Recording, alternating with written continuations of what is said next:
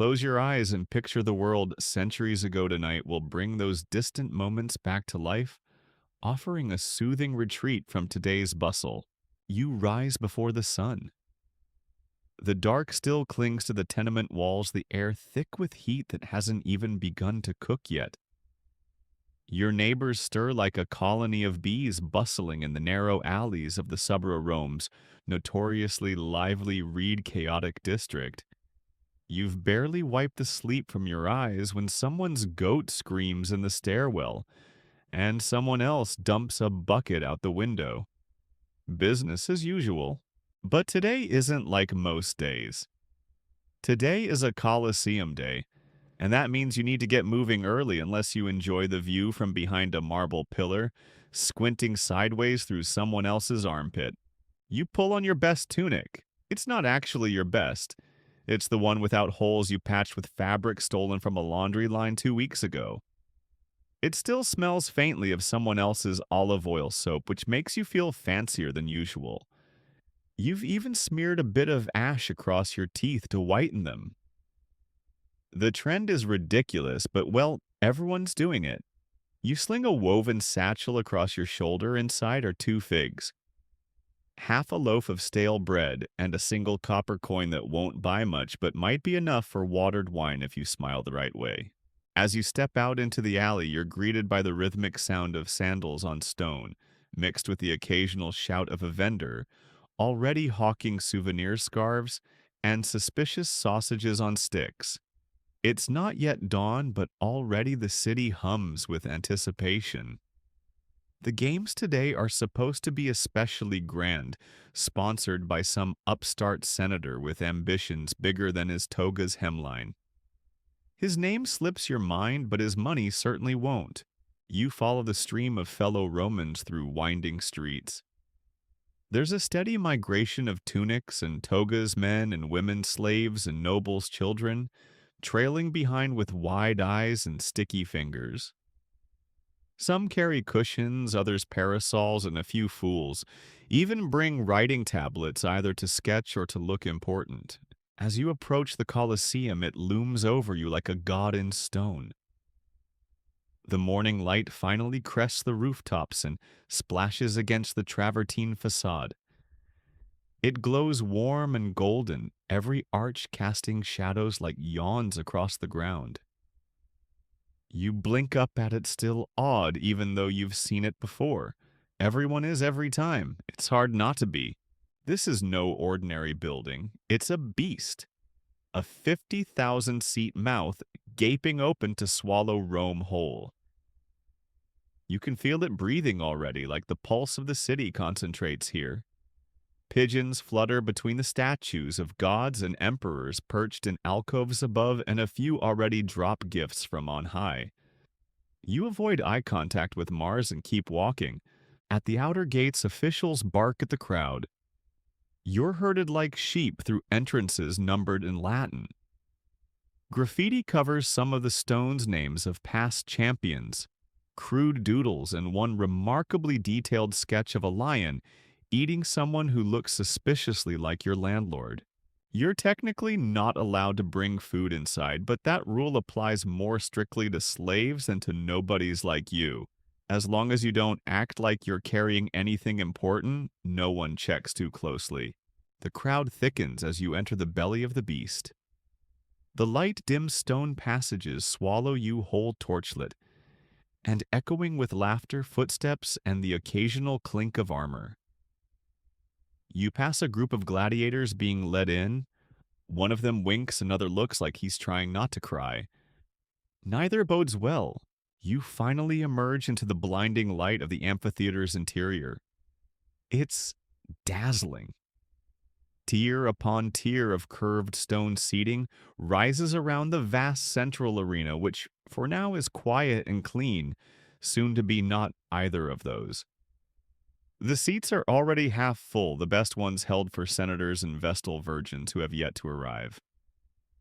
A few spots remain up higher, and you start the long climb, dodging elbows and cloaks and one disturbingly large gourd someone brought as a cushion. You settle in a decent spot close enough to see expressions, far enough not to catch stray blood. You can already hear the murmurs around you, debates about which gladiator is favored, what exotic beasts might appear, and whether the emperor himself will show up today. Someone insists there will be elephants. Someone else swears they saw a giraffe backstage. You raise an eyebrow. "What's a giraffe?" you mutter and get a shrug in response. Historians still argue whether the average Roman actually enjoyed these games or simply endured them as part of social obligation. What's clear is that missing them marked you as strange, and in a society obsessed with honor that was nearly as bad as being dishonored. The sun climbs higher. Vendors roam the aisles with baskets shouting their wares. You hear the distant tuning of flutes and drums echoing from beneath the stage. The atmosphere thickens with anticipation and maybe a bit of garlic breath. You shift on the hard stone bench, pull out a fig, and chew thoughtfully while a man 2 rows down adjusts his sandals for the 5th time. You already know he'll end up shirtless before noon. You almost admire the optimism. So here you are, in the Colosseum. You've made it through the crowd, survived the goat stairwell, and found a spot with both shade and gossip access. You're ready for whatever comes next, even if that involves an ostrich on the loose or a bear that refuses to play dead. Especially then. You adjust your seat on the rough stone bench and brace yourself for the spectacle to begin. All around you, the hum of anticipation thickens like bees swarming but pretending to whisper.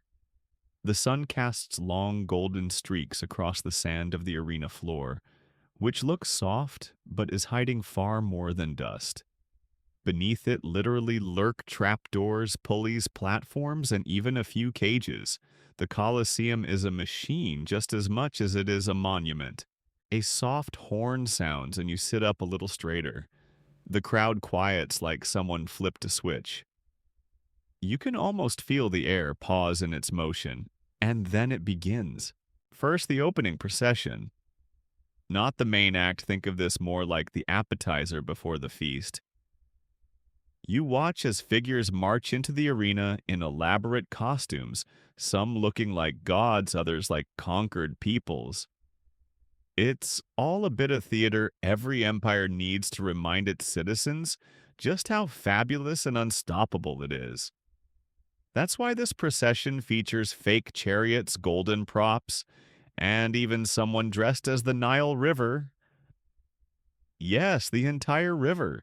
He's got blue robes and everything. Then come the exotic animals. One by one, handlers bring them in. Ostriches strut uncertainly. Lions stalk in circles. There's a leopard that immediately climbs a post and refuses to come down. Somewhere in the crowd, someone drops a clay cup in astonishment. Historians still argue whether these animals were actually part of violent spectacles or merely for display early on. Either way today, they're behaving like mildly annoyed cats rather than agents of imperial intimidation. One monkey throws something at a senator's daughter. The senator looks scandalized. The monkey looks proud.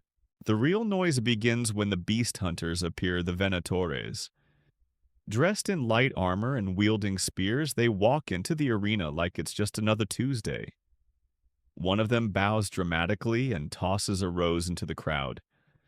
A girl 2 rows down squeals and faints. You roll your eyes but admit the man has flair. What follows is a mix of horror and athleticism. The hunters are swift, careful not to waste movement. The animals, well, they don't know they're supposed to perform. Some fight back viciously. One tiger manages to maul a hunter's leg before being dragged away.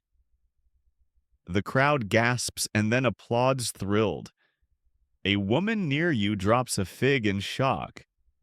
You can't tell whether it's for the man or the tiger, but not all of it is blood and bravery.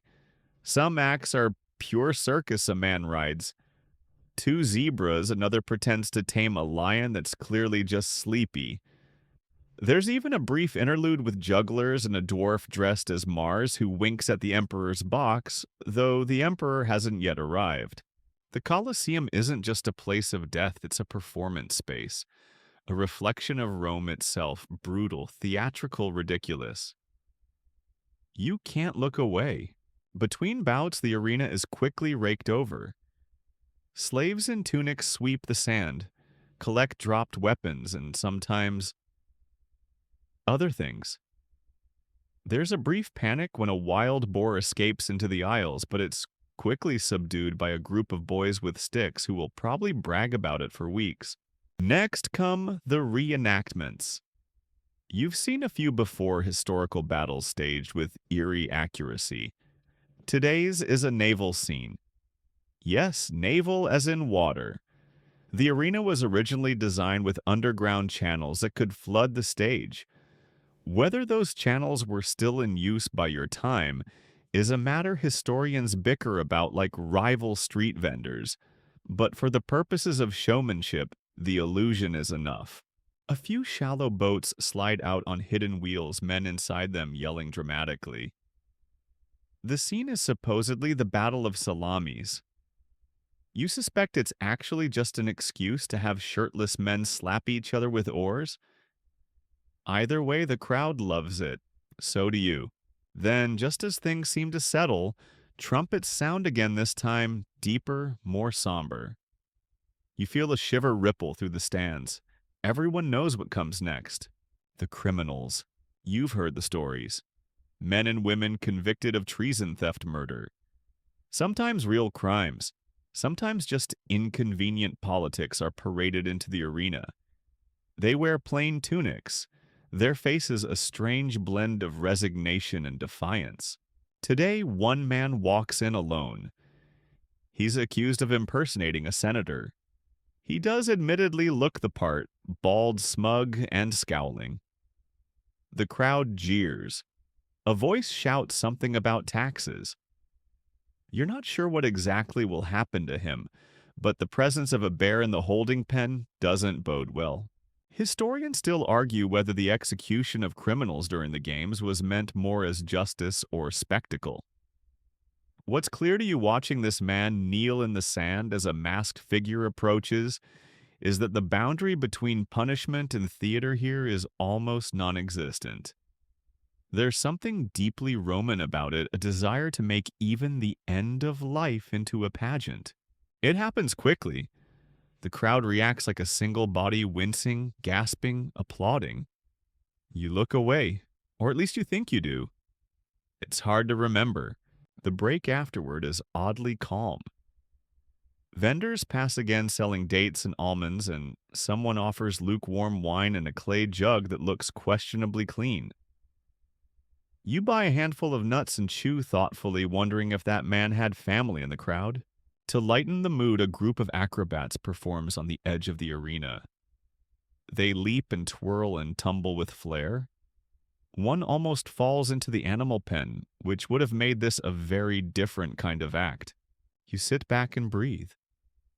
The stone beneath you is hot now, the sun overhead unrelenting. The smell of sweat, dust, oil, and fear settles into your nostrils like a stubborn tenant. But you're still here, still watching.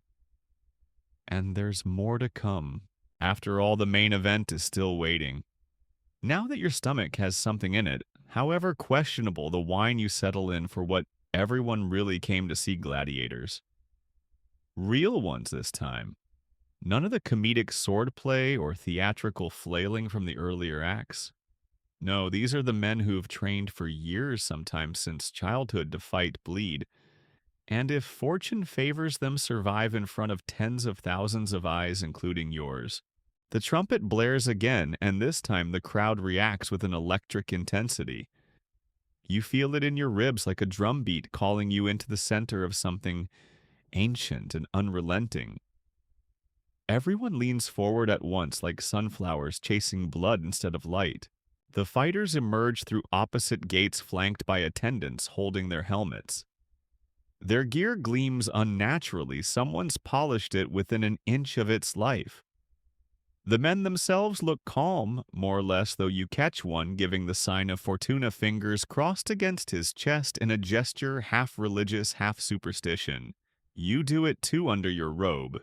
You see pairs form each a mix of combat styles.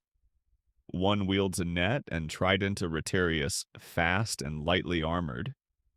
The other's bulkier helmeted, carrying a rectangular shield, and short sword a secutor.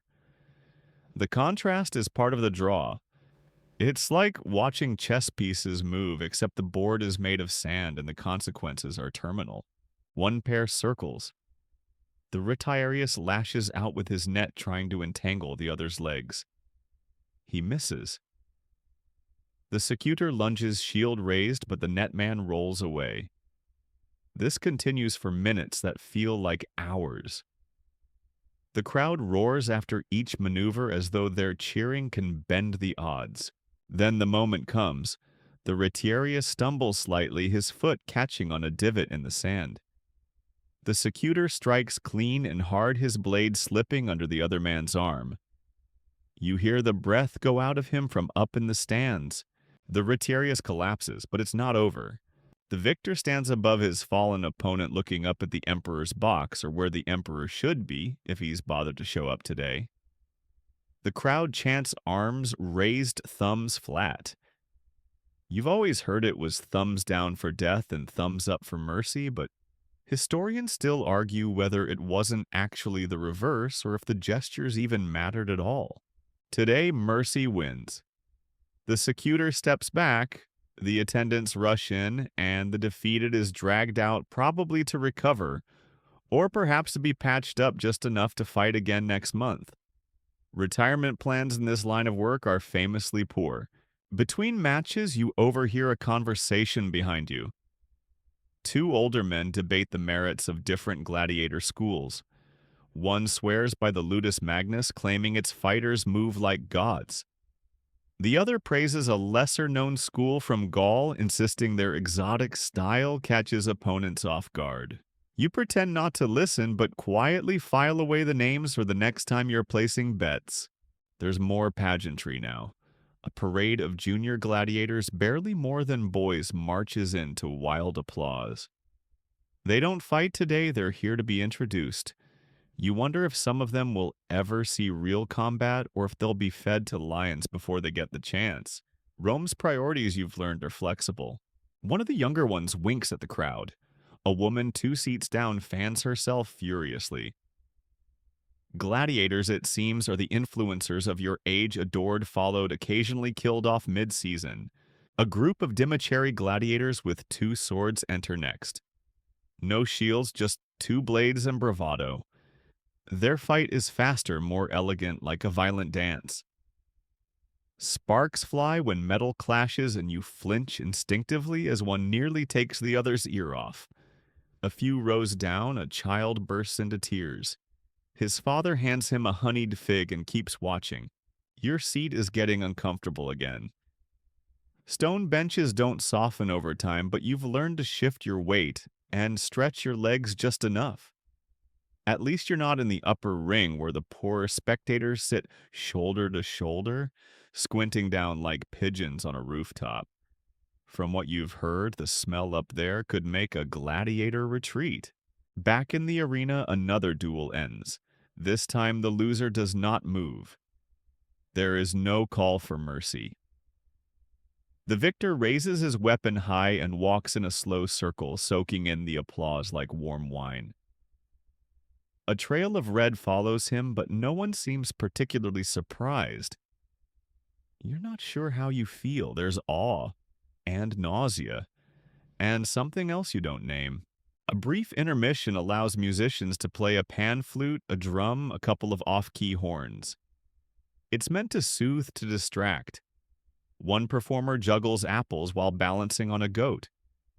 The goat looks like it's seen some things. The performer looks like he owes someone money. Then comes a moment you didn't expect a female gladiator enters. Yes, they exist. Not often, not everywhere, and not always officially recognized, but here she is. She wears a light tunic, a bronze breastplate, and her hair tied up in a knot that says she did not come to flirt. The crowd buzzes like a kicked hive. Her opponent is twice her size, a hulking brute with a thick beard and an axe that looks more like a tree. But she moves fast, elegantly, really. She sidesteps his first swing, ducks the second, and kicks him in the shin with a precision that makes you wince in sympathy. Their bout lasts longer than most, partly because the crowd is completely transfixed. You don't realize you've been holding your breath until she lands the final blow, just a nick to the side, but enough. He yields. She lifts her arms triumphant, and the roar that follows is the loudest you've heard all day. Somewhere in the Emperor's box someone stands. You think you see a small salute. Later the commentators will call it historic. Some will say it never happened, but you were here. You saw her, and you'll remember. You sip the last of your lukewarm wine. The sun is starting to shift, casting long golden shadows across the arena. The next act is being prepared, and already you can sense the rhythm of the day speeding up. You lean back, heart racing, just a little faster than it should for someone who hasn't moved much all afternoon. But that's the Colosseum for you, no one leaves untouched. You shuffle forward again, hemmed in by elbows, cloaks, and the faint smell of olive oil. Your sandals crunch the grit as the cue shifts, and then, all at once, you're in. The archway yawns open like the mouth of a stone leviathan, and you blink as the light shifts. The arena stretches before you, massive and impossible. If Rome is the heart of the world, this is its heartbeat. The Colosseum towers around you, tier after tier of limestone and marble rising in elegant rows. It hums with movement. Over 50,000 people can be seated here, and judging by the din already echoing off the vaulted stone, at least half of them are early risers. The crowd moves like a tide vendors hawking dates and pine nuts musicians strumming quietly in shadowy corners, children darting ahead of their families in excited zigzags. A flute squeals, somewhere a donkey brays. You look for your section, clutching the small ceramic token that grants you access. It's been etched with your gate number, row, and seat, a surprisingly sophisticated system that historians still admire for its bureaucratic brilliance. The Romans may not have invented stadium seating, but they certainly perfected it.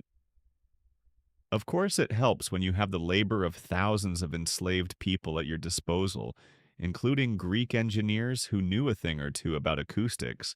Now here's the fun bit. Seating isn't exactly democratic. It's more of a living diagram of Roman society. If you're a senator, you get the plush marble seats up front, shaded by awnings and maybe even flanked by guards. If you're a pleb, which, let's be honest, you're headed up. Way up. All the way to the summum manianum in lignis, the wooden bleachers at the top, with a view that's part nosebleed, part pigeon coop, and fully exposed to the elements. Hope you brought a hat, or a friend with broad shoulders. On the way up, you pass by a set of staircases so wide and organized, it's hard to believe they were designed over 1,000 years before the concept of a fire marshal. Ramps too gently sloped for the less mobile.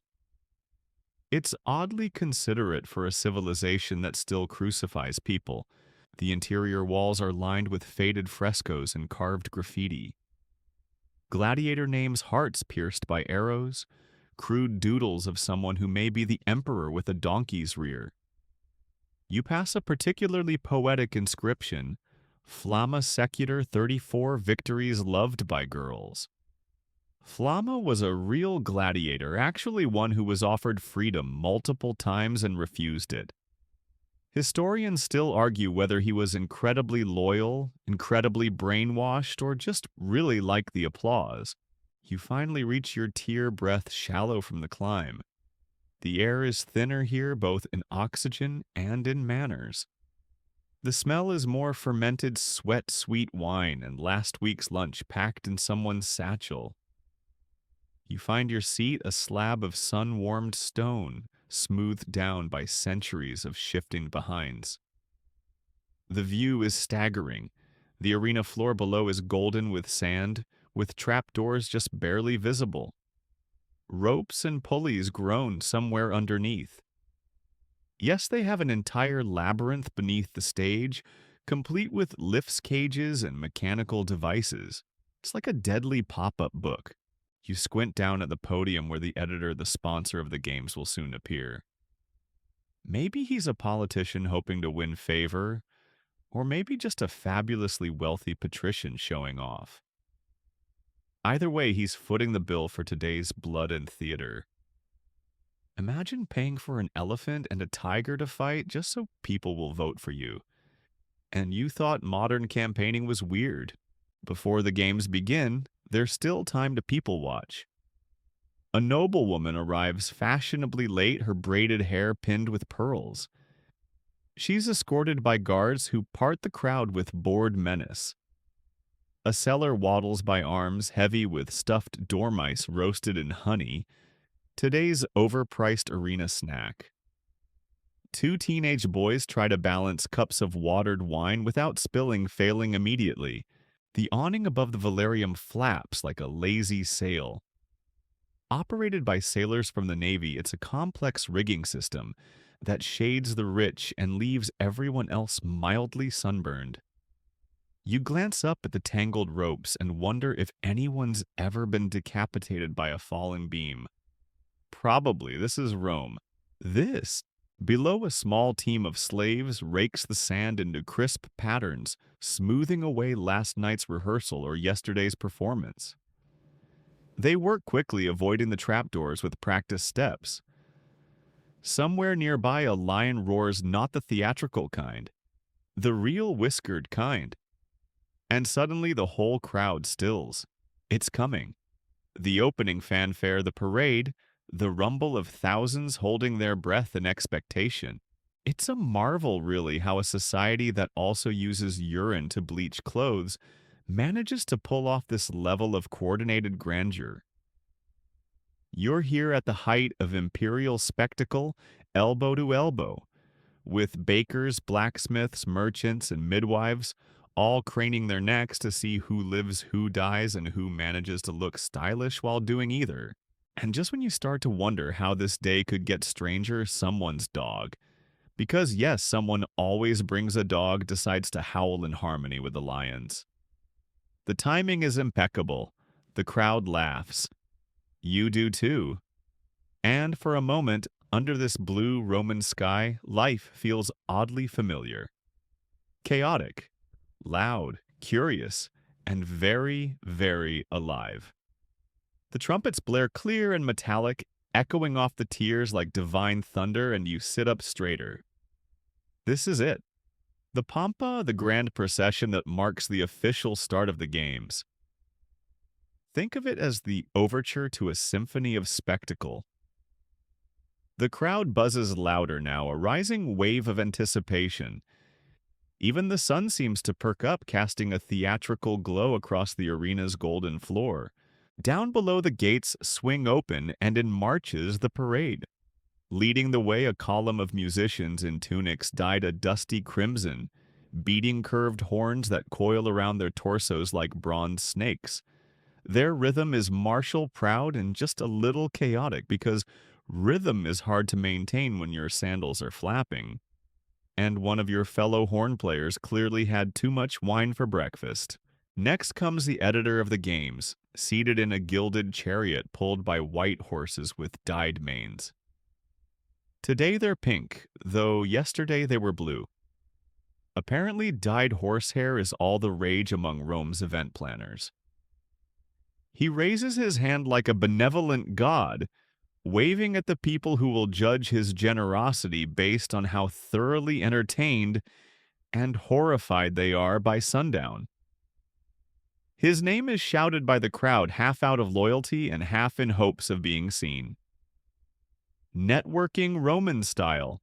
Behind him comes the weird and wonderful mix of what you might call pre-show entertainment. Exotic animals are paraded across the arena, a giraffe tottering nervously on slender legs, a panther lazily licking its paw while tethered by a gold collar, and a very confused-looking bear who seems to think this is just a particularly odd forest. One historical fact: Julius Caesar once paraded hundreds of exotic animals through Rome, including elephants, crocodiles, and reportedly even a rhino. It was less about education and more about saying, "Look at all the things I've conquered." Also, aren't you glad you're not a crocodile? The audience murmurs in awe and some concern. These beasts aren't just here to wave at, they'll be starring in reenactments later. The morning portion of the games often includes historical spectacles, dramatic scenes from myth or battle often performed by prisoners or enslaved people. The kind of drama where you don't just play the part of someone being eaten, you become it. Historians still argue whether these dramatizations were meant to educate the public or just traumatize them creatively. Then come the gladiators. Now we're talking. They enter in formations marching by type murmillos with heavy shields and fish-shaped crests on their helmets. Retiarii with nets and tridents, light and agile like dancers, and Thraces, the flashy ones, armed with curved blades and shields like cartoon slices of pizza. The crowd roars, some in adoration, others with bets already placed and whispered prayers offered to Mercury. There's a pause as each group salutes the emperor, assuming he's present. If not, they salute the editor and technically the gods. You know the line Ave Imperator mortri te salutant? Hail Emperor, those who are about to die salute you. Except surprise, historians now believe this famous phrase was probably only uttered once and not even by gladiators. It was reportedly said by naval prisoners used in a staged battle during a one-off stunt by Emperor Claudius. But who cares about accuracy when the drama is this juicy? As they salute, the sun glints off bronze armor, and for a moment, the arena becomes a living sculpture, motionless, gleaming breath held. You look around. Some spectators stand to clap, others just yell the names of their favorites like rowdy superfans. It's ancient Rome, yes, but also somehow sports night at a very dangerous high school. Then the strange interludes begin. Clowns, dancers, and even trained animals do short acts between fights. A monkey dressed as a senator rides a goat. A flame juggler sets a bit too much of his tunic on fire and scampers out of view, chased by a frantic water carrier. One performer plays the lyre with his teeth, not particularly well, but you applaud anyway. At least he still has teeth. These filler acts, while silly, are crucial. They keep the energy from dipping and allow the blood to be scrubbed off the sand between performances. Speaking of which, did you know they sometimes dyed the sand red so the blood wouldn't show as much? It's one part efficiency, one part let's not kill the vibe. At this point, vendors swarm like bees. You're offered everything from mulsum, a kind of honey wine, to spiced nuts, to sausages on skewers. One woman nearby buys a set of amulets to protect her from bad omens. Another man loudly swears by his favorite gladiator, claiming the guy once fought blindfolded with a broken sword and still won. You're not sure that's true, but it is compelling. The tension builds toward the main events. The sand is raked again. The crowd hushes as a lion is wheeled into position. Somewhere nearby, you hear the creak of a trapdoor being reset. A whisper of anticipation moves through the stands.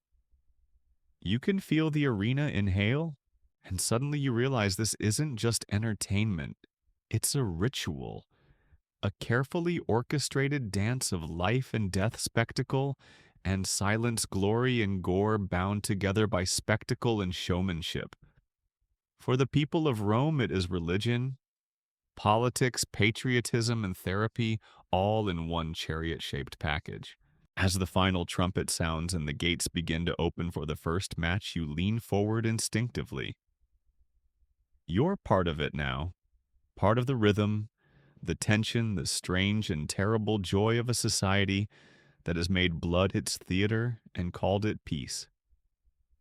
You barely have time to chew your fig cake before the first gate rattles open. The crowd leans forward like a single organism, muscles taut with excitement, wine cups tilted, eyes fixed. And then there he is. A lone gladiator steps into the sunlight, the fine red sand sticking slightly to his boots. His chest rises and falls like a drumbeat, nerves barely hidden beneath bravado. He's a retiarius, the net and trident fighter, and you immediately note that he's less armor, more attitude. No helmet, no shield, just a weighted net coiled in one hand and a wicked three-pronged fork in the other. His only real protection is a shoulder guard and an excellent awareness of where his opponent's sword currently isn't. And then, boom, the second gate crashes open and out comes a murmillo. He's a walking tank broad helmet with a visor slit, massive curved shield, short stabbing sword called a gladius, and an expression like someone just stole his goat and insulted his grandmother. They begin to circle each other. One fast and light, the other slow but heavily armored. A classic matchup almost like ancient UFC with much worse medical coverage. You hear nearby bets being shouted and someone throws a small coin toward the sands for luck. Or maybe just for drama. You know that these gladiators aren't amateurs.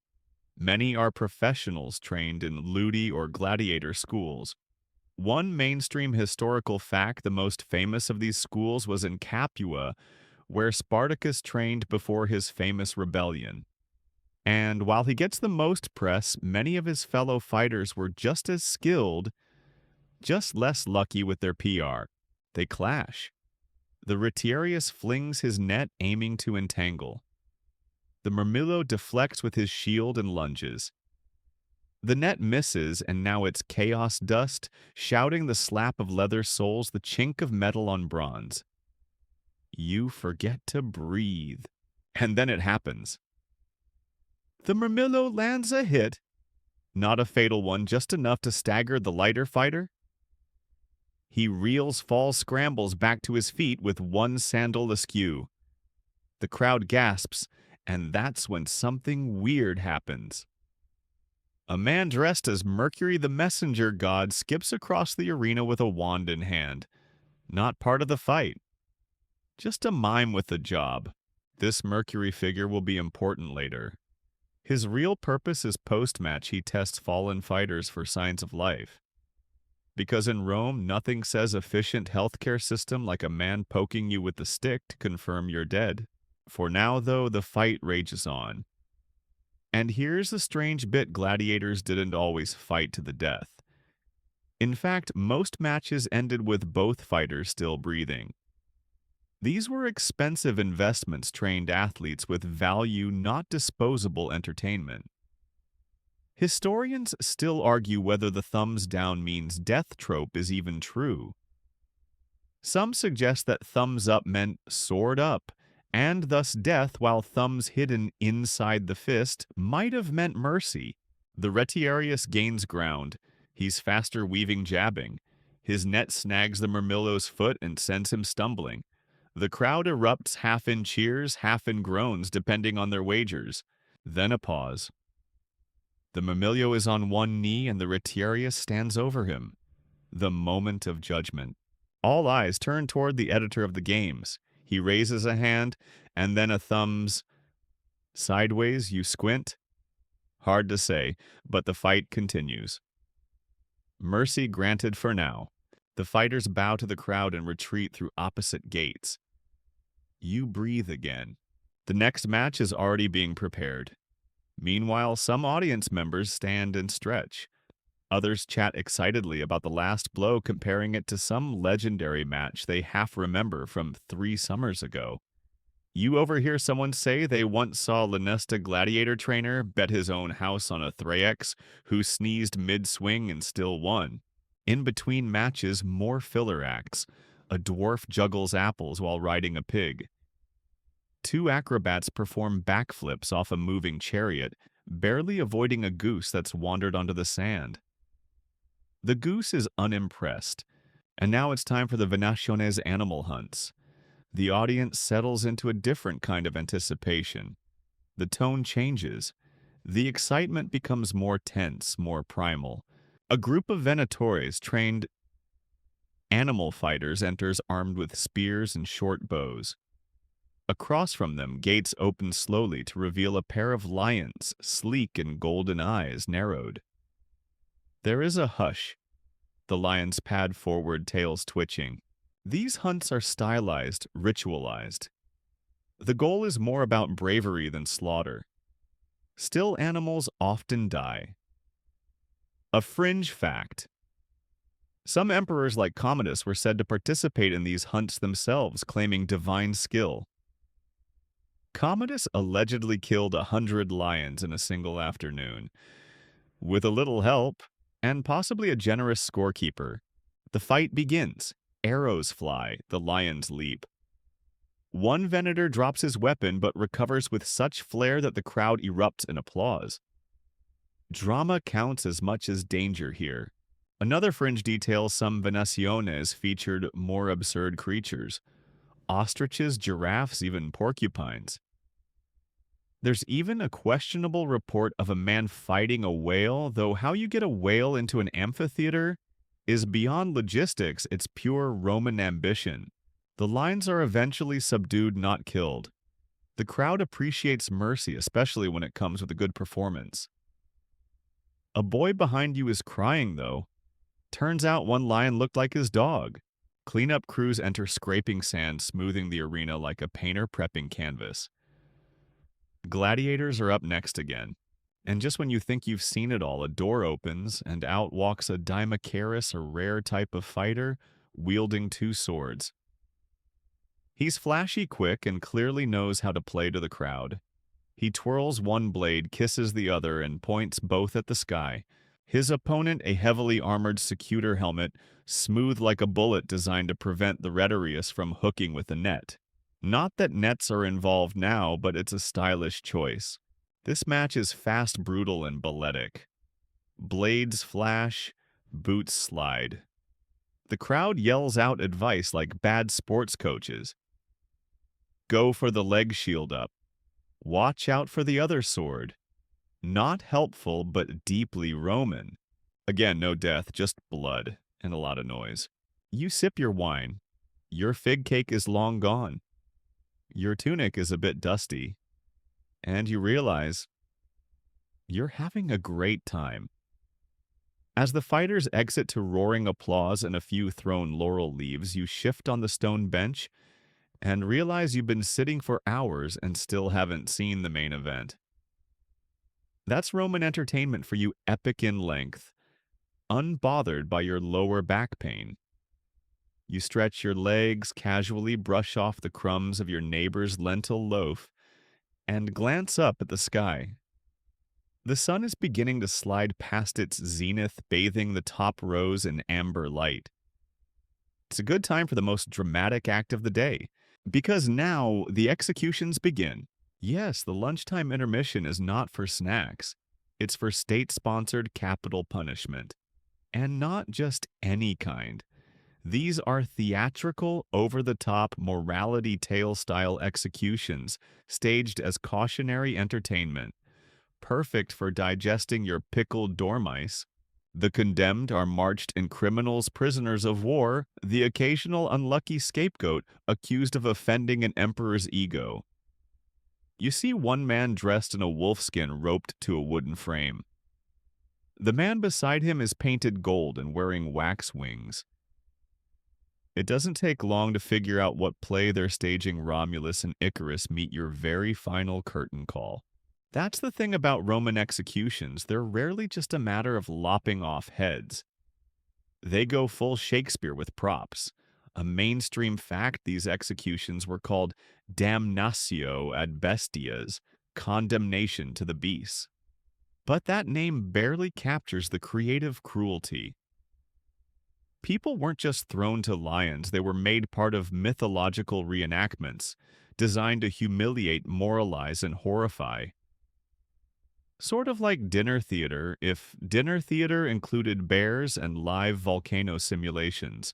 Today's acts include a man devoured by a mechanical sea monster, though the gears squeak and one of the tentacles looks suspiciously like a repurposed catapult. Another is tied to a stake and set upon by trained leopards. A third, perhaps the unluckiest of the lot, is strapped to a wheeled contraption made to resemble the chariot of the sun god Helios. Spoiler, it's going to crash. The crowd is rapt. It's part fear, part fascination. Romans believed these public deaths served as a moral deterrent, but also as a way to cleanse societal guilt. Fringe details some condemned criminals were offered reprieve if they survived the first encounter with a beast. It rarely worked out, but hey, hope springs eternal until the tiger does anyway. And historians still argue whether the audience was always bloodthirsty or if some truly recoiled from the violence. There are records of people fainting, turning away, or even petitioning for mercy. But on most days, the cheers drowned out the protests. A brief interlude follows.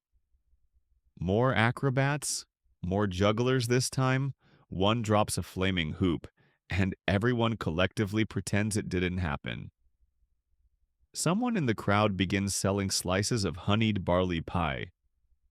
You snag a piece. It's too sweet and vaguely sticky, but you're not complaining. Then the music shifts. Deep drums, brass horns. Attention buzzes through the arena like summer lightning, because now finally it's time for the spectacula magna, the great spectacle. And wouldn't you know it, today's highlight is a full-blown mock naval battle. Yes, inside the Colosseum. You might be wondering, how do you fill a stone amphitheater with water? Very carefully and with a lot of planning. While not all historians agree that these battles called naumachii were performed regularly in the Colosseum, many believe the hypogeum, the underground structure, was not present in the earliest days, which allowed for flooding, so the arena is sealed off. Water brought in through a complex aqueduct system rushes into a shallow basin. Crews hurry to set floating platforms, rigging, and scaled-down ships. It's not deep, no dramatic waves, but it's enough for two miniature fleets to square off with colorful sails and absurd levels of confidence. The two teams enter each ship crewed by condemned prisoners trained for weeks in rowing and combat. They're dressed like ancient Greeks and Carthaginians for dramatic flair. This isn't just a fight, it's a historical reenactment of a reenactment. Roman Inception. Sails billow drums, beat time, and wooden javelins begin to fly. You're invested immediately. One ship tries to flank the other, but crashes into a stage prop that's supposed to be a sea cliff. Another loses a man overboard who flails theatrically before being rescued by a stagehand in a toga and arm floaties. Okay, maybe not arm floaties, but it's funny to imagine. Fringe. Tidbit. These naumachii were so elaborate that Emperor Augustus once had a lake dug specifically for one. It featured over 3,000 combatants in an entire artificial island, and you thought your local water park was impressive. As the ships collide and fighters leap across decks with theatrical shouts, you take a moment to notice the painted backdrop behind them. Waves, gulls, and clouds rendered in vivid plaster and faded blues. It's not real, but under the sun and the spell of spectacle, it almost feels like you're watching a sea battle on the Mediterranean. If the Mediterranean had arena seating and someone hawking spiced wine in every aisle, the battle ends with a staged victory smoke from a torch simulating a sinking ship and one survivor dramatically saluting the emperor. You cheer. Not because you believe him away, but because the sun is setting and you're in that warm, slightly tipsy, emotionally softened state where everything feels poignant. The water is drained. Workers rush in with rakes carts and new sand. The arena transforms yet again. You've now watched men fight animals, hunt myths, reenacted in blood, and boats pretend to crash in puddles, all in the same space. You lean back, wipe your hands on your tunic, and laugh softly to yourself. Spectator life is a marathon, not a sprint. And if this is Rome's idea of a casual afternoon, you're curious and slightly terrified of what they've got planned for tomorrow. The sun is lower now, casting golden-orange halos across the Colosseum's upper arches. The air, once so thick with heat and cheering, has softened just slightly. You can almost hear the hum of exhaustion shared among thousands of spectators who've been sitting, sweating, shouting, and gasping for hours. But you're not done yet. Rome isn't done yet. Because now comes the final act of the day, the gladiator finale. And this time the big names are on the bill. You stretch your legs again, trying not to elbow the man next to you who's fallen asleep upright, drooling slightly into a ragged corner of his cloak. It's a miracle, really. You just watched a man pretend to be eaten by a whale, and this guy is napping like it's a philosophy lecture. Remarkable. Trumpets flare once more. The crowd perks up. You hear a name shouted from somewhere behind you. Felix, Felix the Butcher. A woman shrieks with delight, waving what appears to be a crude wooden carving of the man's face. Gladiator fandom is real, and it's weirdly specific. These are not nameless, faceless warriors. They have followings, graffiti fan art endorsements from olive oil companies.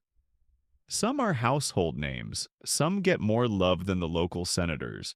The gates open and the final fighters enter not as a group, but in pairs one after the other in dramatic slow-motion fashion. Each is announced with titles. One is the Lightning of Numidia, another the Tiger of Carthage. You half expect someone to be called the guy who only fights with a spoon, but no such luck today. Mainstream fact gladiators were not always slaves. Many were volunteers octorati who willingly entered the arena sometimes out of debt, sometimes for glory. They were trained professionals. Think UFC, but with fewer rules and significantly more metal. And this part of the day, this is not a death match. That's one of the biggest myths about the Roman Colosseum. Most fights didn't end in death. Gladiators were expensive to train and valuable as entertainers. It made zero financial sense to waste them unless the crowd or emperor demanded it. Often a well-fought match would end with both men alive, bruised, exhausted, but able to return to fight another day and collect their appearance fee. Yes, that was a thing. Still, every time swords are drawn, you feel the tension. The audience leans in, and the choreography. Surprisingly graceful. The gladius, short and lethal, isn't swung wildly. It's measured close, full of thrusts and quick blocks. These are not berserkers, they are technicians. Precision matters. A single missed step could cost a limb, or worse, your life, or worse than worse, your sponsor. Two fighters circle each other. One is a Murmillo broad helmet, massive shield and sword. His opponent is a retiarius net and trident fast on his feet, barely armored. It's the classic style clash. One is power, the other finesse. The Murmillo lunges shield first. The retiarius sidesteps, tosses his net. Misses. The Murmillo counters. A flurry of movement sand kicked up a clang of trident on metal, and the crowd roars. A fringe tidbit. Sometimes music was played during fights. Drums, horns, even flutes to underscore the drama.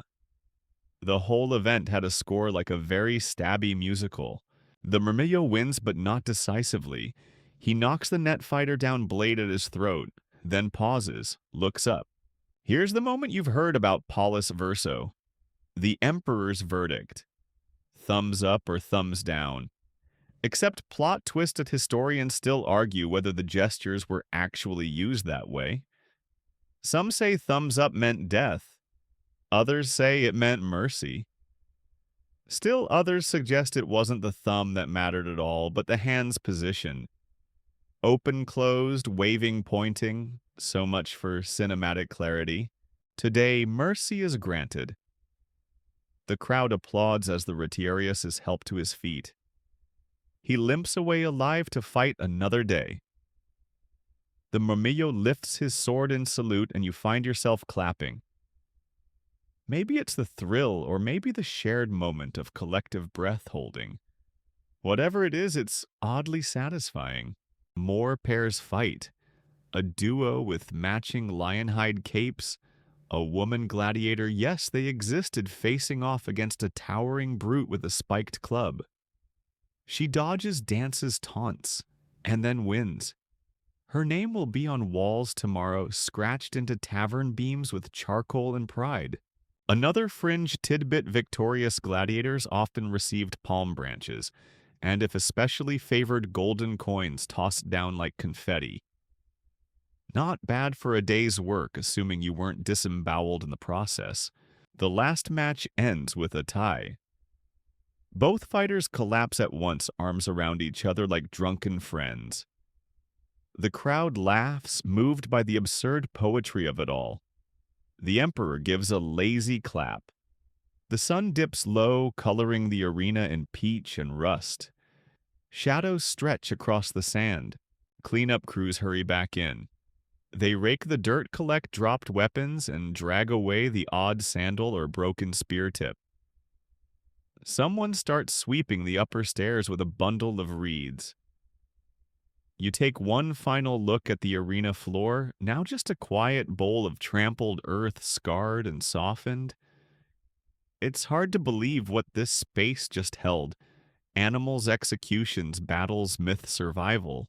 You rise with the others. Your knees crack. You shuffle toward the exit gates, passing vendors who now sell end-of-day treats. Honey-roasted dates, mulled wine in clay cups, and mysterious fish snacks you wisely avoid. A child tugs at your sleeve, selling tiny wooden gladiator dolls for 1 coin each. You buy one. Why not? Felix the Butcher will look great on your windowsill. As you step into the cooler evening air, Rome greets you again with its usual noise: sandals, slapping stone donkeys braying distant temple bells. You blink against the golden light of dusk, still reeling a little from what you've witnessed. The Colosseum, that massive ring of marble and memory, looms behind you, calm now like a lion that's already eaten. And you were there. You saw it all. And somehow you survived the most dangerous thing of all, a full Roman day with no bathroom breaks. As you shuffle into the crowded street, the din of the Colosseum fades behind you, but it doesn't disappear entirely. The experience lingers, stuck like sand in your sandals, or the faint smell of roasted meat still clinging to your cloak. The energy crackles through the crowd, buzzing from stall to stall. Everyone's talking: who won, who cheated, who was robbed, and of course whether the emperor really looked bored or just sleepy. And now comes the equally important ritual: bragging. Because what's the point of seeing it all if you can't exaggerate it later? You pass clusters of people reenacting fights with dramatic flourishes, sweeping imaginary tridents and stumbling backwards in slow motion like wounded gladiators. Even some street actors have gotten into it, pantomiming the day's events for coins. One man pretends to get devoured by a lion so convincingly someone tosses him a fig out of sympathy. It's all in good fun until someone gets poked in the eye with a souvenir spear. Again, you turn down a side alley and head toward one of Rome's Poppanai local taverns. And here's the thing: for most spectators, the Colosseum experience doesn't end at the arena. The post-game social scene is just as loud, just as wild, and depending on how much cheap wine is involved, possibly more dangerous. Mainstream fact time. Roman taverns weren't just places to drink. They were community hubs, places for gossip, gambling, and nursing grudges. Even gladiators themselves sometimes visited after hours, soaking up praise or stoking rivalries. Imagine your local sports bar, but with mosaic floors, spilled lentils, and a man in the corner trying to sell you a piglet. Tonight, the popina is packed. You squeeze into a bench between a woman shouting about how her cousin once dated a gladiator and a man who smells faintly of vinegar and pride. The tavern keeper, scowling like he was born, annoyed, slaps down a clay cup of pasca, a vinegary drink once reserved for soldiers. It's not great, but it's cold. And this is when the conversations get even stranger. Someone swears today's lion was actually a demon in disguise. Another claims the emperor blinked in Morse code. One guy insists he recognized a gladiator as his long-lost uncle, which seems unlikely given that he's also claimed to be the emperor's nephew twice this month. Fringe tidbit alert. It wasn't unheard of for people to cast magical spells on gladiators they favored or wanted dead. Curse tablets, thin sheets of lead etched with names and requests, were sometimes buried near the arena or tossed into sacred springs. A typical message might read, "May Felix the Butcher lose all his teeth and trip over his own feet." Subtle. Another drink arrives, this time laced with honey and something suspiciously smoky. You sip anyway, when in Rome, right? Across the room, someone starts singing a gladiator chant. You can't quite make out the words, but it seems to involve several agricultural metaphors and something about spoons. People cheer. Cups clink. A fight almost breaks out when someone questions whether a retiarius can actually beat a secutor in real life, but it deflates when both men get distracted by free olives. Then the door creaks open, and in walks a man with the battered swagger of someone recently in the sand. One shoulder is wrapped in linen. His arm glistens with oil. It's a gladiator. A real one. The tavern hushes. He grins, nods, orders a drink like it's no big deal. Historians still argue whether gladiators were truly idolized or merely used up and discarded. In truth, it was probably both. Many were celebrities, but always conditional. One wrong move, one bad match, and fame could crumble fast. The line between champion and casualty was razor thin, but tonight this one gets a hero's welcome. The crowd erupts. A woman offers him a garland of herbs. The tavern keeper pours a free drink without even scowling. You're close enough to hear someone whisper his name, Tigris, as if it's a spell. A fringe fact. Some gladiators became lovers of noblewomen, or noblemen for that matter. Their bodies were considered both dangerous and desirable. There are Roman poems that describe their sweat as intoxicating, which you suppose is one way to describe it. Tigris takes a seat. People gather around him like bees to honeyed barley cakes. He laughs, shares stories, even signs a few wax tablets. It's strange seeing someone who was trying not to die an hour ago now pass around nuts and wink at a baker's daughter. Eventually the night deepens. The tavern dims. Oil lamps flicker like lazy fireflies. You've stopped trying to follow the conversations around you. Instead, you let the atmosphere soak in the warmth, the noise, the steady heartbeat of Rome after dark, and then a hiccup in the hum. A priest steps in. His robes are plain, but his presence is magnetic. A few people straighten up. He doesn't order anything. He doesn't smile. He simply begins to speak slowly, deliberately about sin. This isn't uncommon.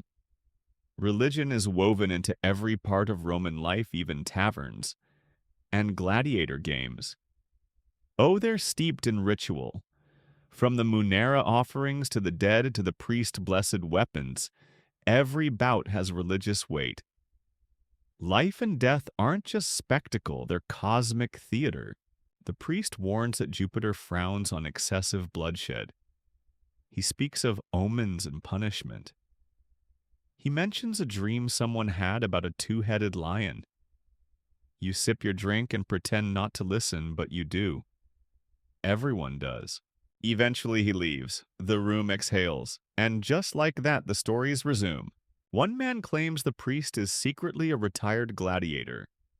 Another says he saw Jupiter's face in a puddle. The barkeep rolls his eyes and shuffles off to find more beans. You decide it's time to leave, slipping out quietly. The air is cooler now, wrapped in soft night. You follow the winding streets back toward your rented room, passing laundry hung like flags, a stray cat, lounging on a statue base, and two kids pretending to be lions fighting over a stick. And as you walk, something settles over you, a sleepy sort of awe. Today was wild, terrifying, ridiculous, sacred, all at once. You didn't just watch history, you lived inside it for a while. Back in your room, you stretch out on your straw mattress. It's lumpy, there's a smell, but you don't care. Tomorrow, maybe you'll visit the baths, or the market, or maybe you'll just nap and relive every clash and cheer in your dreams. Rome never rests, but you can. The sun slants low over the tiled rooftops of Rome, but you're already stirring. The events of the day before replay like a half-remembered dream medal, clashing crowds, roaring lions blinking lazily in the sun. But today will be slower. You can feel it in your joints. The Colosseum has drained something from you. Maybe awe, maybe just dehydration. You step out into the street and stretch, blinking against the dusty gold of morning light. A fig seller waves absently and you shuffle toward the baths. Because yes, after all the grime and chaos, it's time to do what any Roman citizen with common sense and tired feet would do, get clean. Mainstream historical fact incoming Roman public baths weren't just for scrubbing your bits. They were social hubs, gossip incubators, business venues, even political centers. You could emerge from the thermae cleaner better informed and occasionally insulted by an old man in a toga. All part of the charm. You enter the balcony shrugging off your outer tunic with the practiced grace of someone who's not even pretending to care about modesty anymore. A slave takes your bundle and hands you a tiny key tied to a string. You squint at it, then secure it around your wrist. The locker system feels suspiciously modern. Inside the space hums with voices. The air smells like hot stone and olive oil. You pass through the apodyterium, the changing area, and into the tepidarium, the warm room. This is where your pores start negotiating peace treaties. Sweat beads gently on your temples. The marble glistens like spilled milk. Now comes the caldarium, the hot room. Steam curls like lazy serpents from the floor. You lower yourself into the heated pool and try not to yelp. Beside you, two men are debating gladiator rankings like it's chariot season. You learn that the one with the eye scar has apparently changed trainers. Scandalous. A fringe tidbit. Roman bathhouses sometimes offered massage services that included being scraped with a strigil, a curved metal tool used to remove oil sweat and dead skin. It sounds relaxing until you realize it's a bit like being cleaned with a dull butter knife. Still, you submit.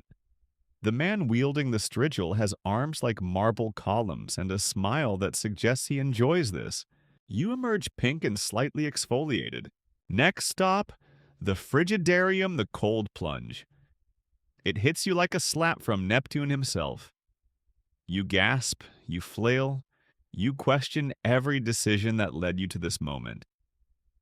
But when you surface blinking and breathless, the world feels clearer, sharper, like someone reset your brain by dunking it in snowmelt.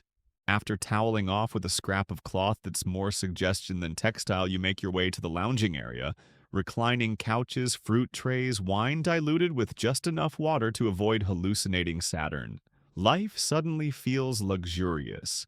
A group nearby is discussing omens. Someone saw a three-legged dog. Someone else claims the Emperor sneezed twice during yesterday's fight, and that it means war is coming. You wonder aloud if anyone's ever sneezed so hard it altered history. No one answers. One man just nods solemnly. Another fringe tidbit.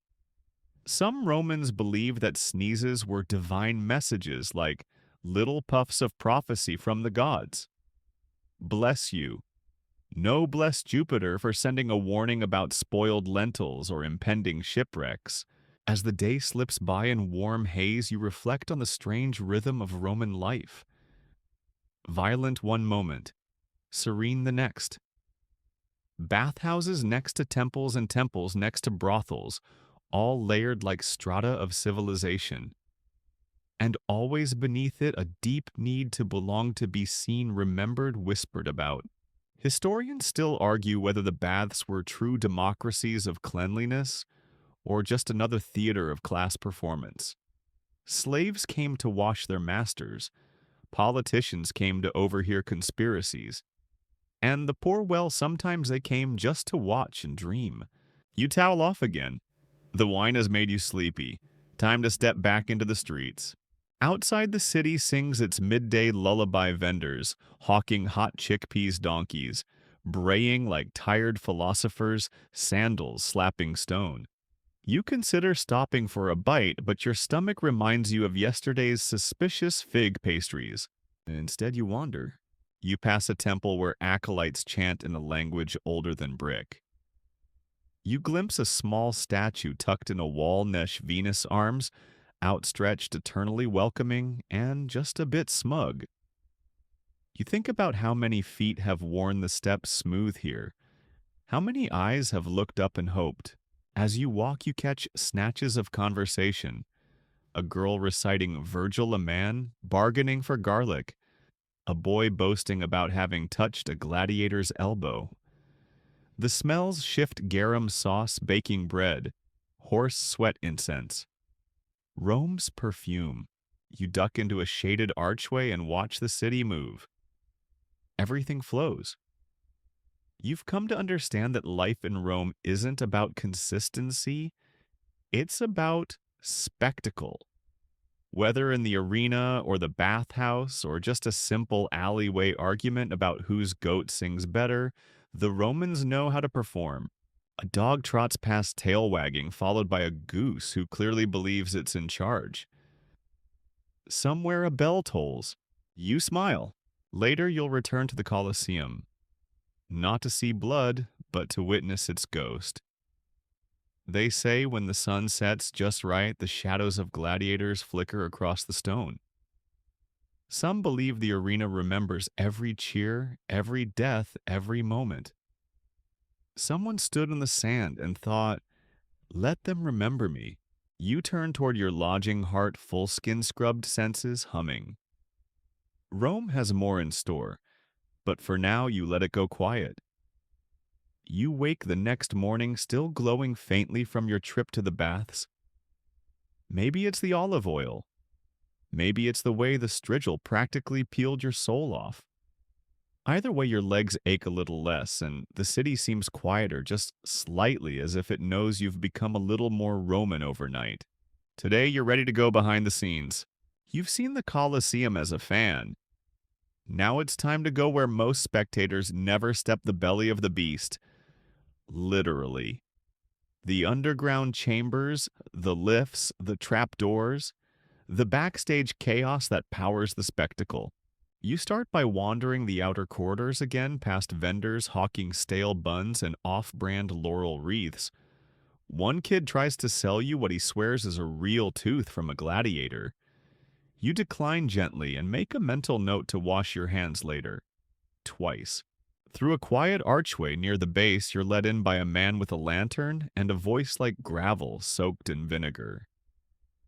He doesn't give his name, only grunts once and motions you to follow, which you do, of course, because in ancient Rome, ignoring a mysterious man with a torch in a dark tunnel would just be rude. You descend. The temperature drops. The air grows damp and earthy. You duck under a low lintel and suddenly find yourself beneath the arena floor in the Hippodrome, the massive underground complex that once held beast prisoners, scenery, and secrets. Mainstream historical fact, the Colosseum's Hippodrome had an intricate series of elevators, pulleys, and trapdoors that allowed animals and performers to suddenly appear mid-arena. It was a system of controlled chaos like stage magic, but with considerably more teeth. The guide lights his torch properly now. The flickering flame paints the brickwork in trembling orange. You spot grooves worn deep into the stone by decades of ropes and chains. You hear a distant echo, and for a moment you swear it's the low growl of a panther. Or maybe it's your stomach again. "Stand there," the guide says, pointing to a wooden platform. You obey. He pulls a lever with exaggerated slowness. With a jolt, the floor beneath you shudders and lifts. You rise like a beast in a myth up through a reconstructed arena panel that creaks and groans, and then sunlight. You blink against it. For a second, you're center stage.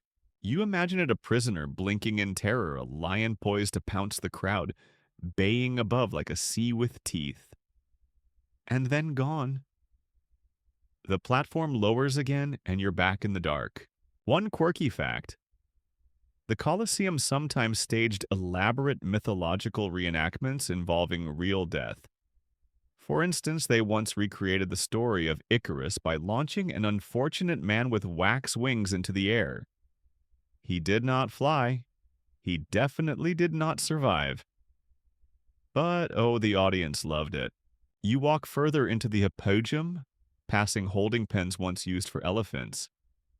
You find a narrow cell with iron rings on the wall, likely for prisoners or particularly rowdy tigers. The smell of damp straw still lingers even after centuries. There's a curious item in one corner, a carved wooden box with faded red markings. Your guide opens it to reveal of all things a selection of masks. For the myth plays, he shrugs. Another quirky tidbit: Roman spectacles didn't just include gladiators and beasts. Sometimes there were sea battles. When first constructed, the Colosseum could be flooded and used to simulate naval warfare, though historians still argue whether these early namakae actually took place here or somewhere nearby. Either way, imagine sinking on stage while 50,000 people snack on garum-soaked walnuts. You touch one of the masks. It's stiff with age and the paint flakes under your finger like powdered blood. The eyes are wide and black. You imagine it on someone's face, waiting in the dark, listening for the roar of the crowd. You reach a chamber where scent and silence mix thickly. The guide tells you this is where the dead were sometimes brought out quietly without fanfare. Not all who entered the arena left through the gate of triumph. Some exited feet first into this very hallway. There's no marker, no altar, just stone, cold and honest. You return to the surface, squinting against the sun like someone stepping out of a long dream. The guide vanishes with a grunt. You're alone again, at the edge of the great stage. You sit on one of the arena's outer steps. Not in the good seats today, you want perspective. From here you can see the grandeur and the grit. The Emperor's box gleams in the light. The cheap seats stretch into the sky.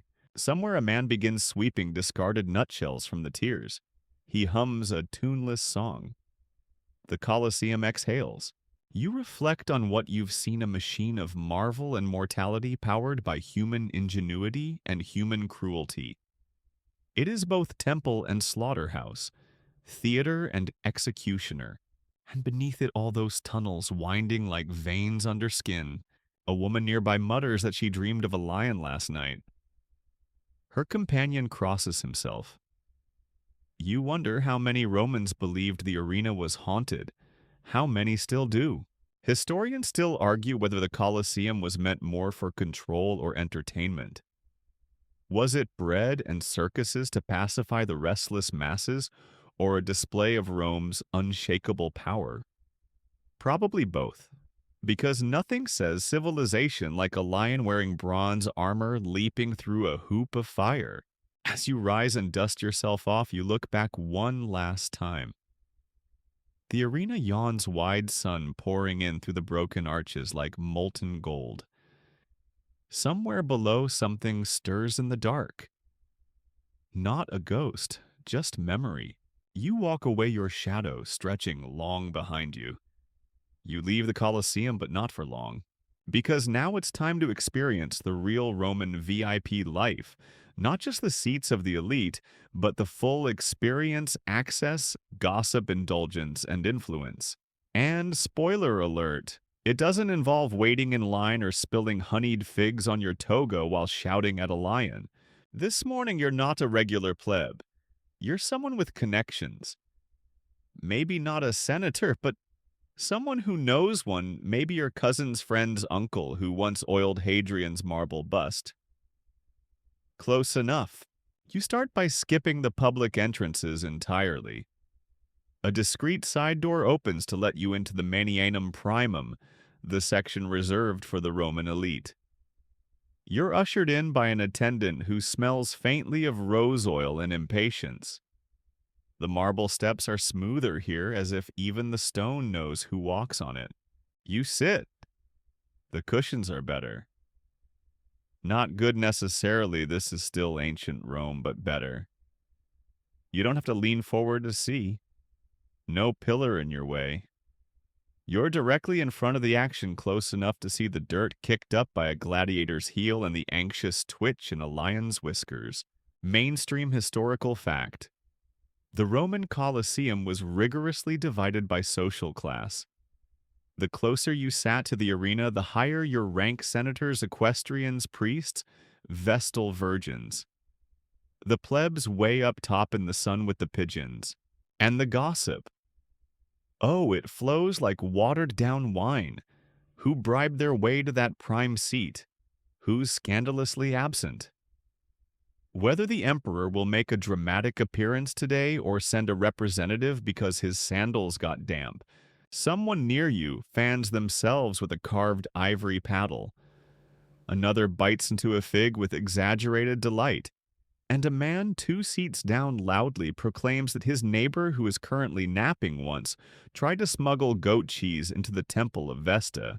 You try not to laugh, try. But the real privilege isn't just seating or snacks, it's access.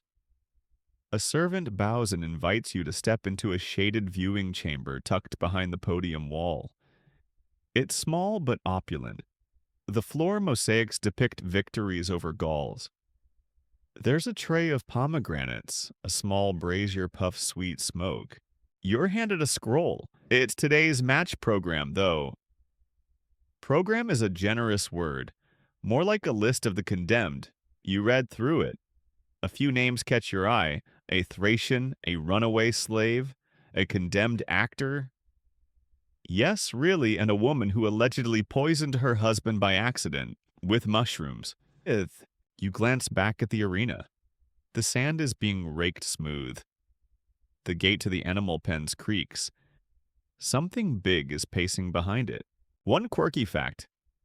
Roman VIPs could request specific themes for games. Want to see Hercules versus the Hydra reenacted? Using 4 chained crocodiles and a man in a lion pelt done. Feel like watching condemned criminals pretend to be the Titans. Hope they like papier-mâché helmets and being set on fire. You sip some watered wine. It's lukewarm. It tastes vaguely of metal and ambition. The emperor arrives not in person today, but his proxy. A man in plum-colored robes with a fanfare of trumpets. The crowd rises. You rise too, trying to look sufficiently impressed. The proxy waves once, then promptly sits. Ceremony achieved. Historians still argue whether the emperor's presence at games was a political act or genuine enthusiasm. Did they love the blood or just the optics? Probably a bit of both. Caligula, for instance, reportedly applauded only for executions and spent most of the actual fights critiquing tunic choices. From your cushioned perch, the arena looks both closer and stranger. You can see the painted shield stacked at the edge, the bored-looking archers behind a screen, and a fat pigeon pecking at what you really hope is just a dropped olive. Next to you, someone lights a cone of incense. It smells of cedar and something faintly medicinal. You suspect it's to mask the upcoming scent of wet fur and mortal panic. Suddenly, the gate swings open. A bear lumbers out, huge, dark, shaggy. It pauses, sniffs the air, and growls. The crowd leans forward. You hear gasps, cheers, a child crying, someone dropping a cup. Then a man runs in, barefoot, wild-eyed, holding a short spear and no shield. You wonder if he's a criminal or a volunteer. It matters to him. It doesn't matter to the bear. Quirky fact, too. Some noble Romans had personal seating boxes with marble footrests and built-in plumbing for quick hand-washing. Others paid extra for coverings to protect them from sun and surprise eagle droppings. You lean back, mildly appalled and morbidly transfixed. The fight begins. The man faints. The bear charges. The crowd roars. You sip your wine. A pigeon lands beside your seat. It blinks once and poops on your sandal. You sigh and remember, status can't protect you from everything. As the fight concludes messily, you look away, suddenly aware of the contrast between the luxury you're seated in and the carnage below. It's easier to swallow with pomegranate seeds, apparently. You finish the last of your wine and glance at the schedule again. There's a break before the next act, a mock sea raid. You debate staying. But the crowd is still buzzing. A woman next to you is telling someone in great detail how she once fainted during a beheading and now carries lavender in her robes just in case. The man on the other side has fallen asleep. And you're thinking about the strange paradox of it all. How this place, this blood-soaked theater, is also a social mixer, a status marker, a high-stakes picnic with the occasional tiger. You step away from the box, out into the sun again. You squint up at the rafters, the nosebleed seats where the commoners sit, cheering just as loud. You wonder who really enjoys the games more, those who buy the front row horror, or those who bring bread, a blanket, and family jokes to the back row. You head up the stairs this time to find out. You climb higher, step by dusty step, toward the very top of the Colosseum, where the stone turns rougher and the shade more scarce. Up here, the air smells less of perfume and more of people. Garlic breath, wool sweat, goat cheese, lunches, it's the cologne of the common Roman. You find a spot on a worn stone bench wedged between a grandmother with a woven basket and a teenager with a wooden flute he keeps trying to play before being elbowed by his father. You nod politely. The grandmother offers you a fig. You accept. It's dry and full of seeds. You're grateful anyway. The view from up here? Surprisingly good if you don't mind squinting. The arena looks like a toy theater. The people down there, tiny twitchy figurines. The sand speckled with little dots of red you pretend are just spilled wine. Mainstream historical fact. The Colosseum could seat upwards of 50,000 spectators with seating strictly divided by class. The topmost tier, the Summa Cavea, was reserved for the urban poor women and enslaved people accompanying their masters. These sections were exposed to the elements, yet still packed with eager eyes. The vibe. Different from below, less self-important, more lively. Someone's passing a wine jug down the row. Children are chasing each other between benches. One guy's selling tiny lead figurines of gladiators. They wobble. And the gossip is just as juicy, though louder. Who's fighting today? Is it true that guy from Trastevere once bit a lion? Why did someone see the Vestal virgins giggling behind their veil? And most importantly, will there be fireworks? Quirky tidbit 1.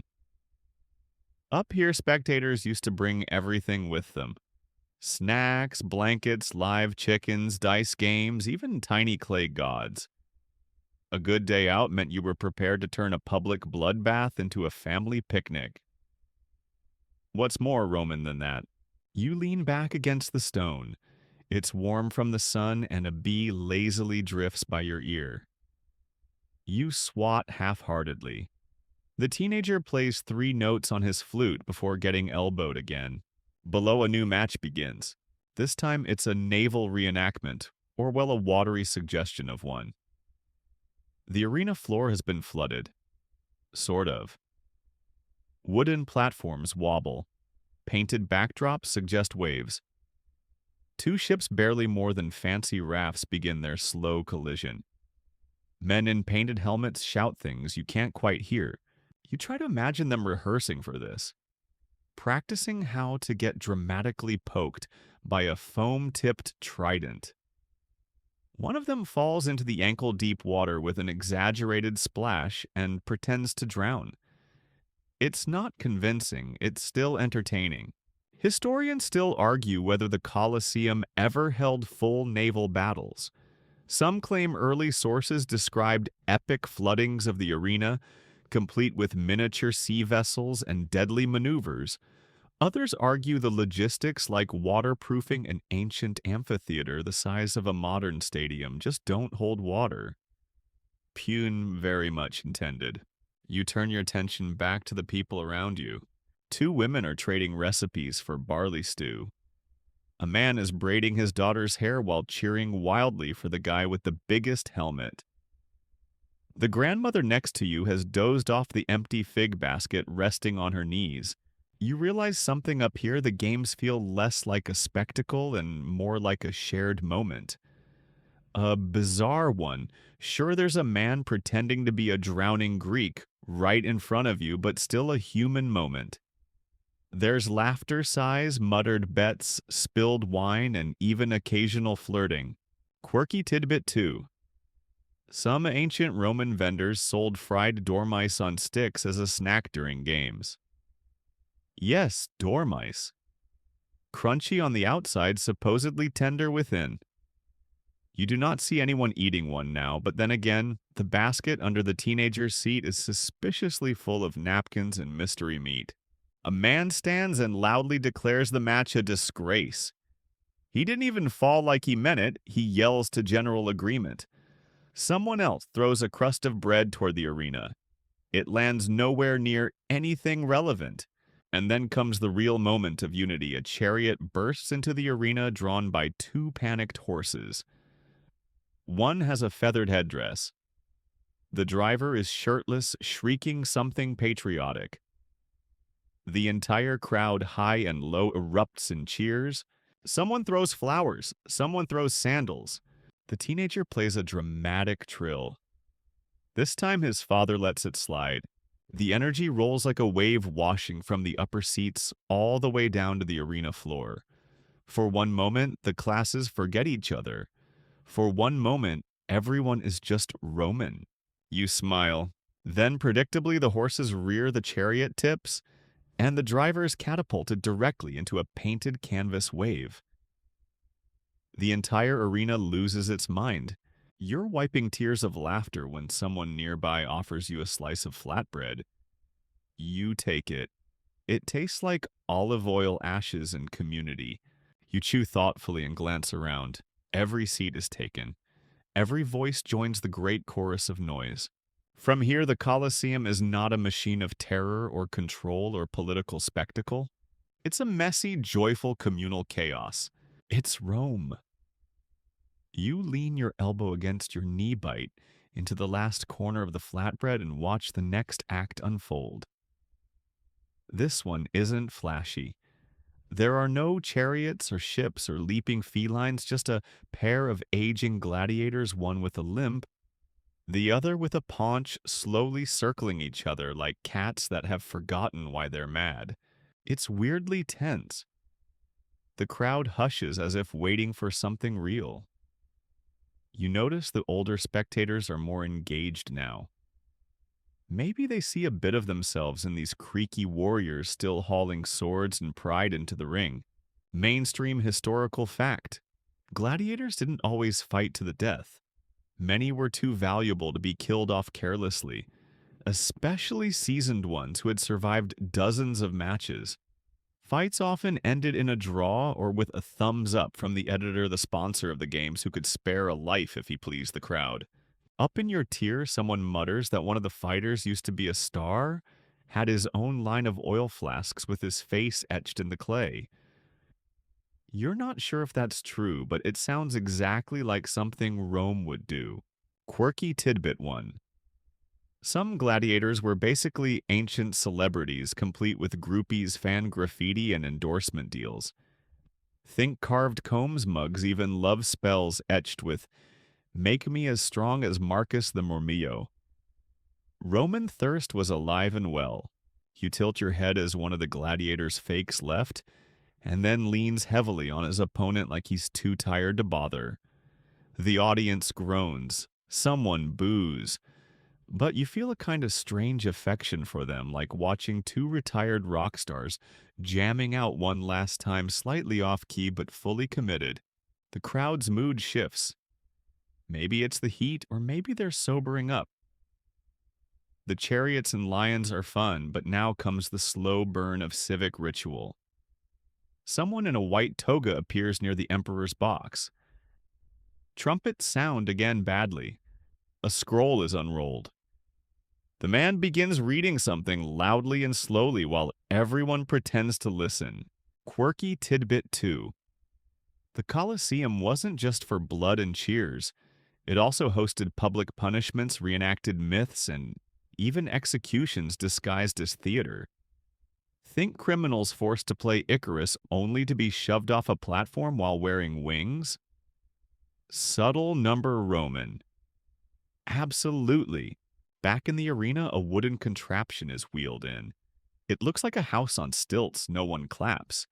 Everyone shifts uncomfortably. A man in a gray tunic is led out, flanked by guards. He's pale barefoot and has the kind of resigned look usually reserved for bureaucrats in tax season. You realize what's happening: a staged execution, the kind dressed up as a lesson. He's accused of some crime, treason, sacrilege. You don't catch the charge. But the performance has begun. He's shoved into the wooden structure. A platform creaks. Something snaps. The floor falls open and the man drops into the sand below. Everyone holds their breath. Nothing happens. Then a pause later, a lion saunters out from the opposite gate. Now the audience wakes up. Historians still argue whether these executions were always real, or if some were dramatized with actors' tricks and lookalikes. Some believe there was sleight of hand. Others say Roman crowds were far too bloodthirsty for illusions. Whatever the case, the tension is genuine. You glance at the grandmother. She's wide awake now, lips pressed tight. The lion pads closer. The man doesn't move. And just when it seems it might be a quiet ending, the lion flops down beside him and yawns. The crowd erupts, some in laughter, others in frustrated howls. A kid yells, "Feed it sausages." A vendor shrugs. The guards hesitate. Eventually, someone blows a whistle and the lion is coaxed back with meat on a stick. The man is let out again, still pale now, bewildered. You can't decide if this is mercy or just bad showmanship.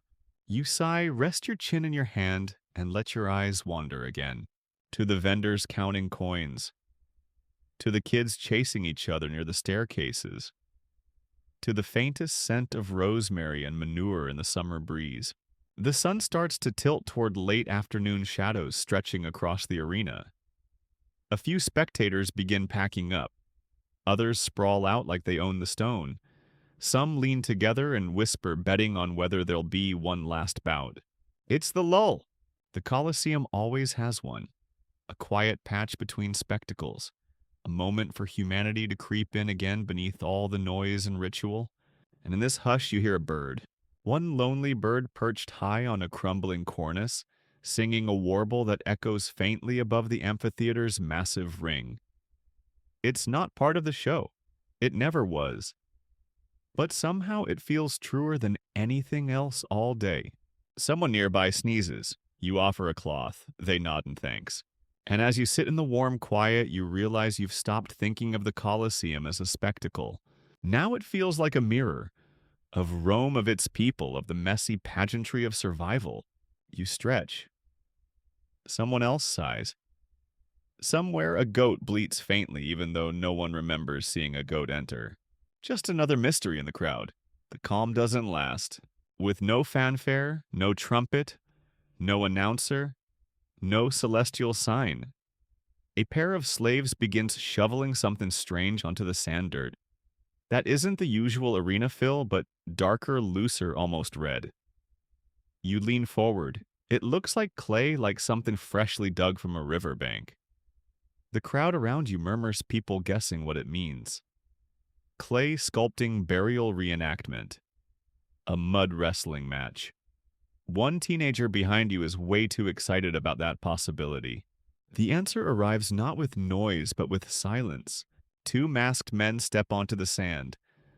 Their masks are carved wood painted in rough expressions, one in grief, the other in fury. They carry long sticks tipped with brass blades. You recognize the form. It's a myth play, but not one of the funny ones. Mainstream historical fact.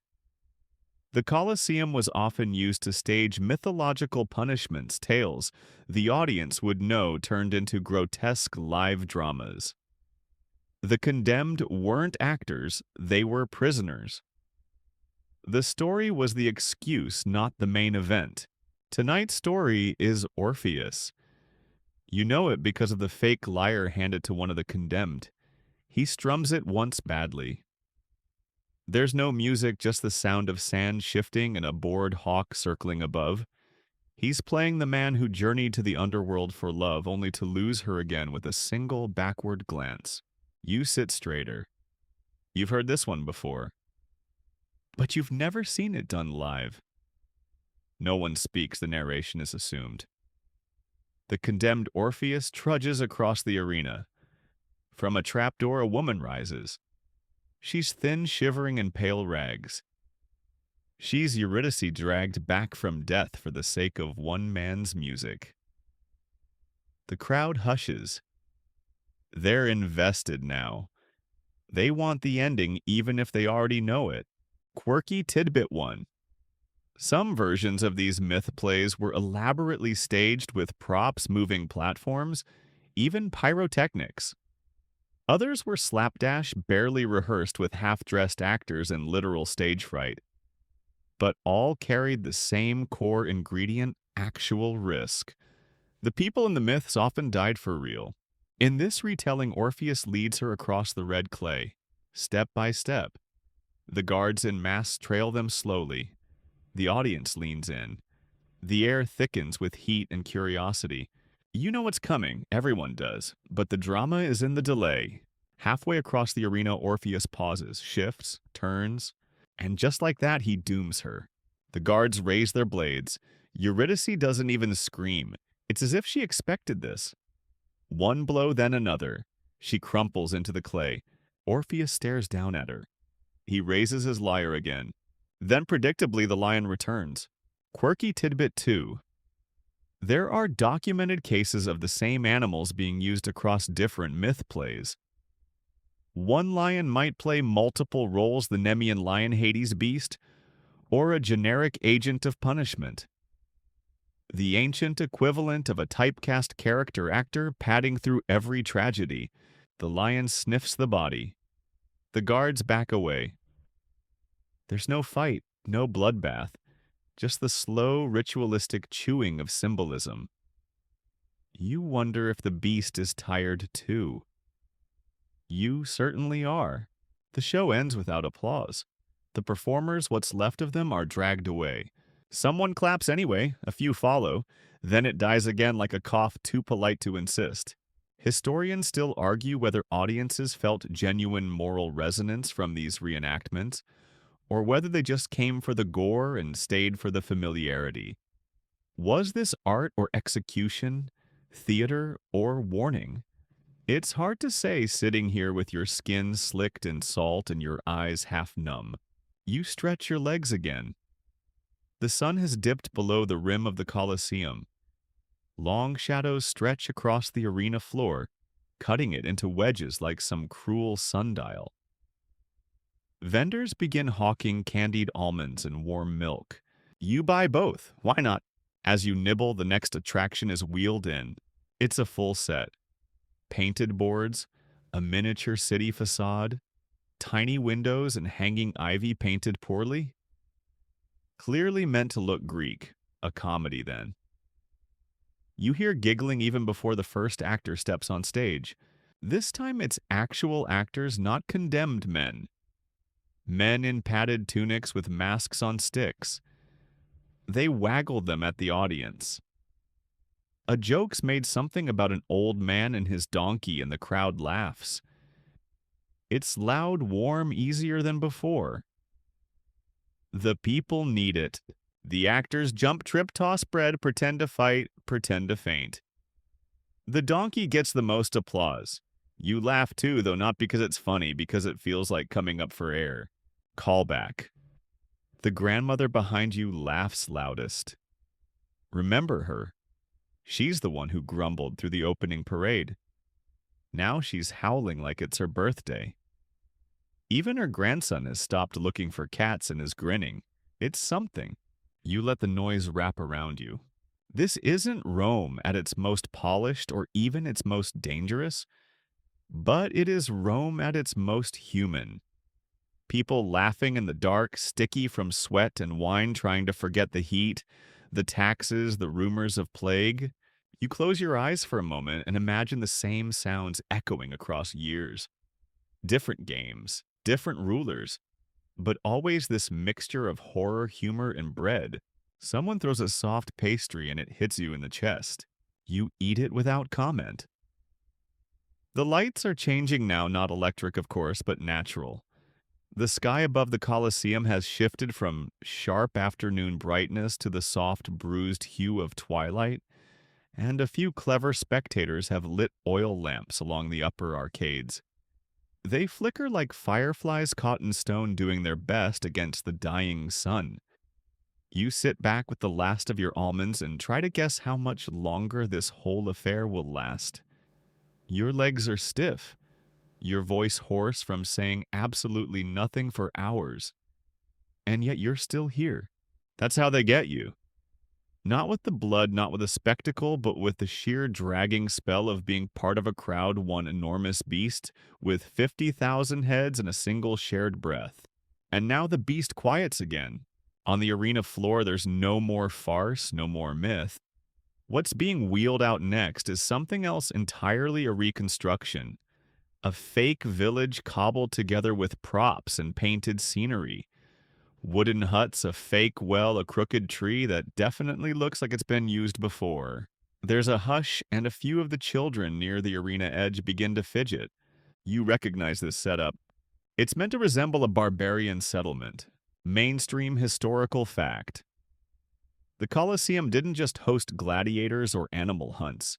It frequently reenacted major battles, particularly Rome's supposed triumphs over barbarian tribes like the Gauls, Parthians, or Dacians.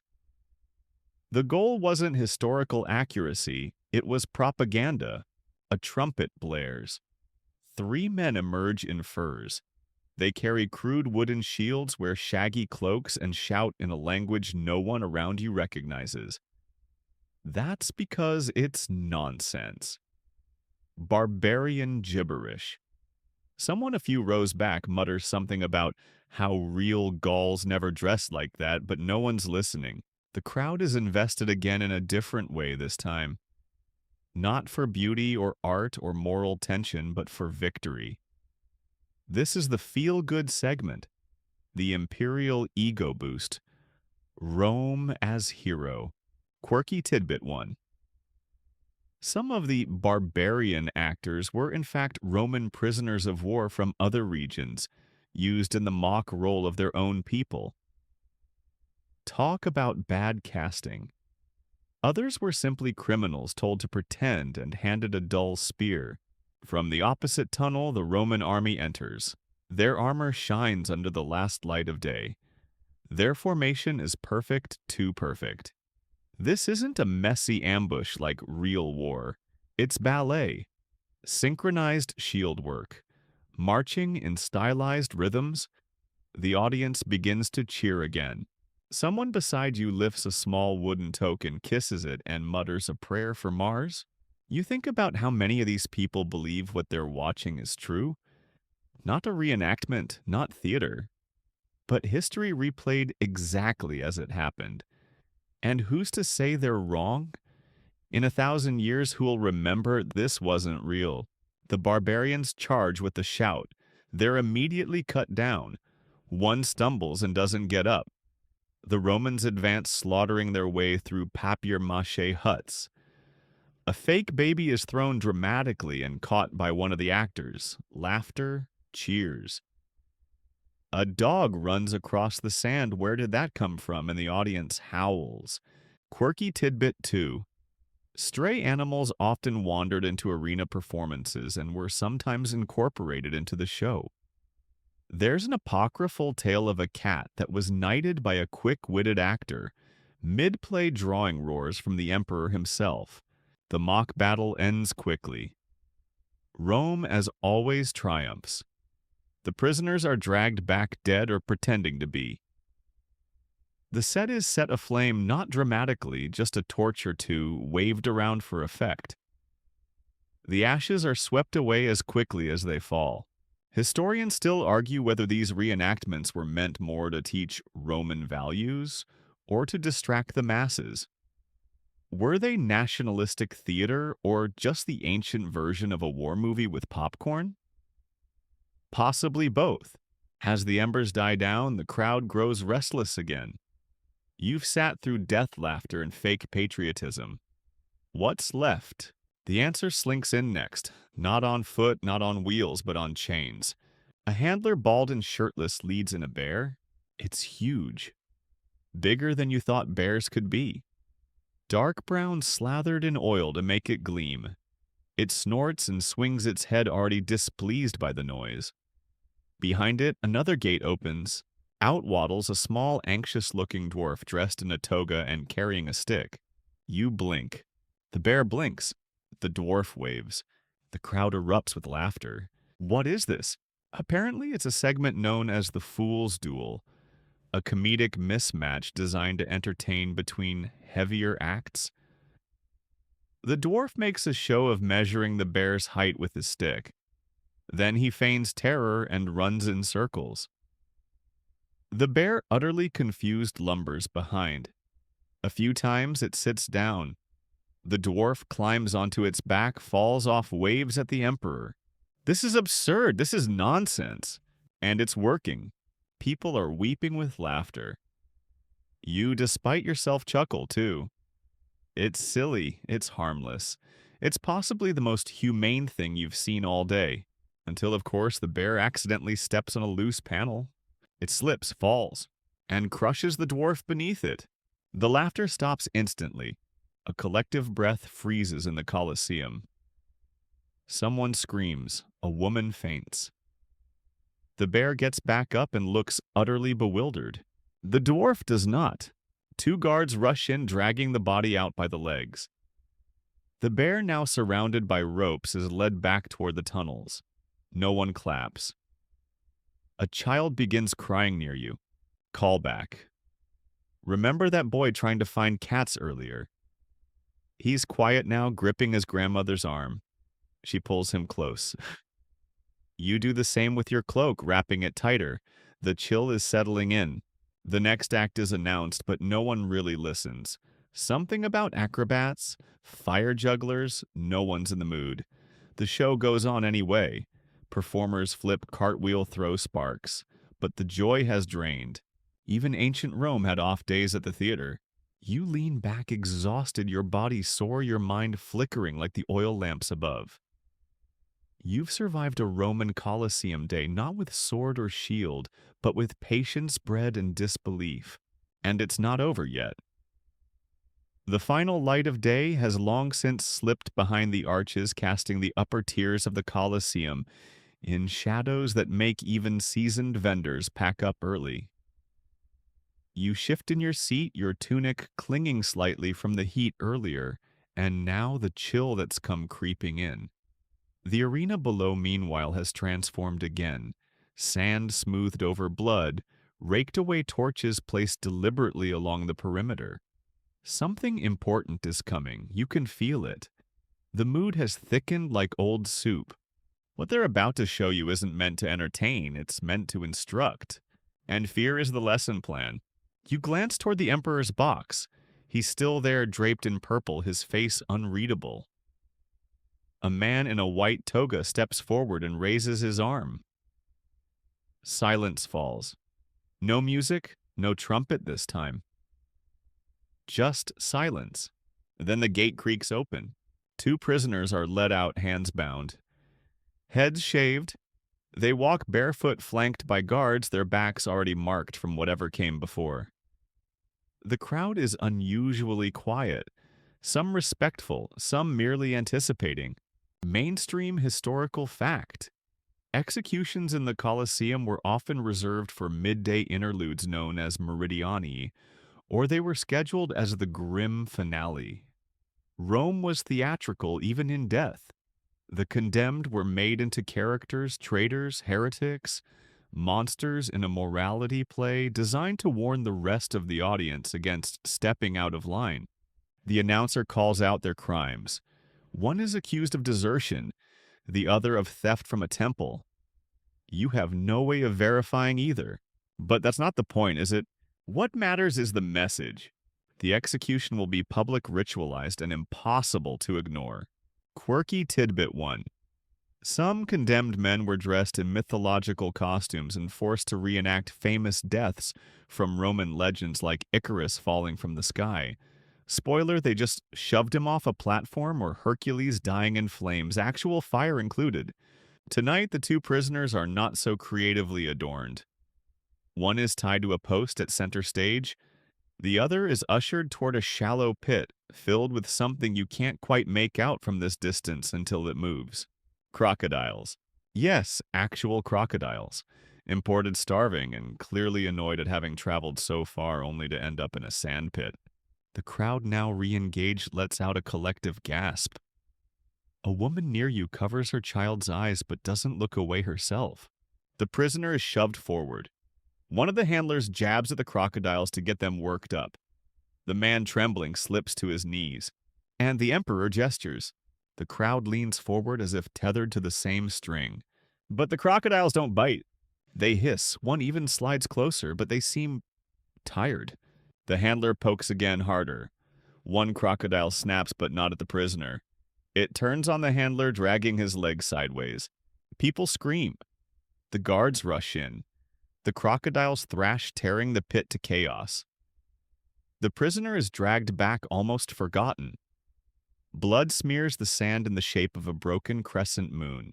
Historians still argue whether these executions were always carried out successfully, or if handlers had to stage the drama with trained animals or stuntmen. One popular theory suggests the crocodiles were often overused, underfed, or just bad at their job.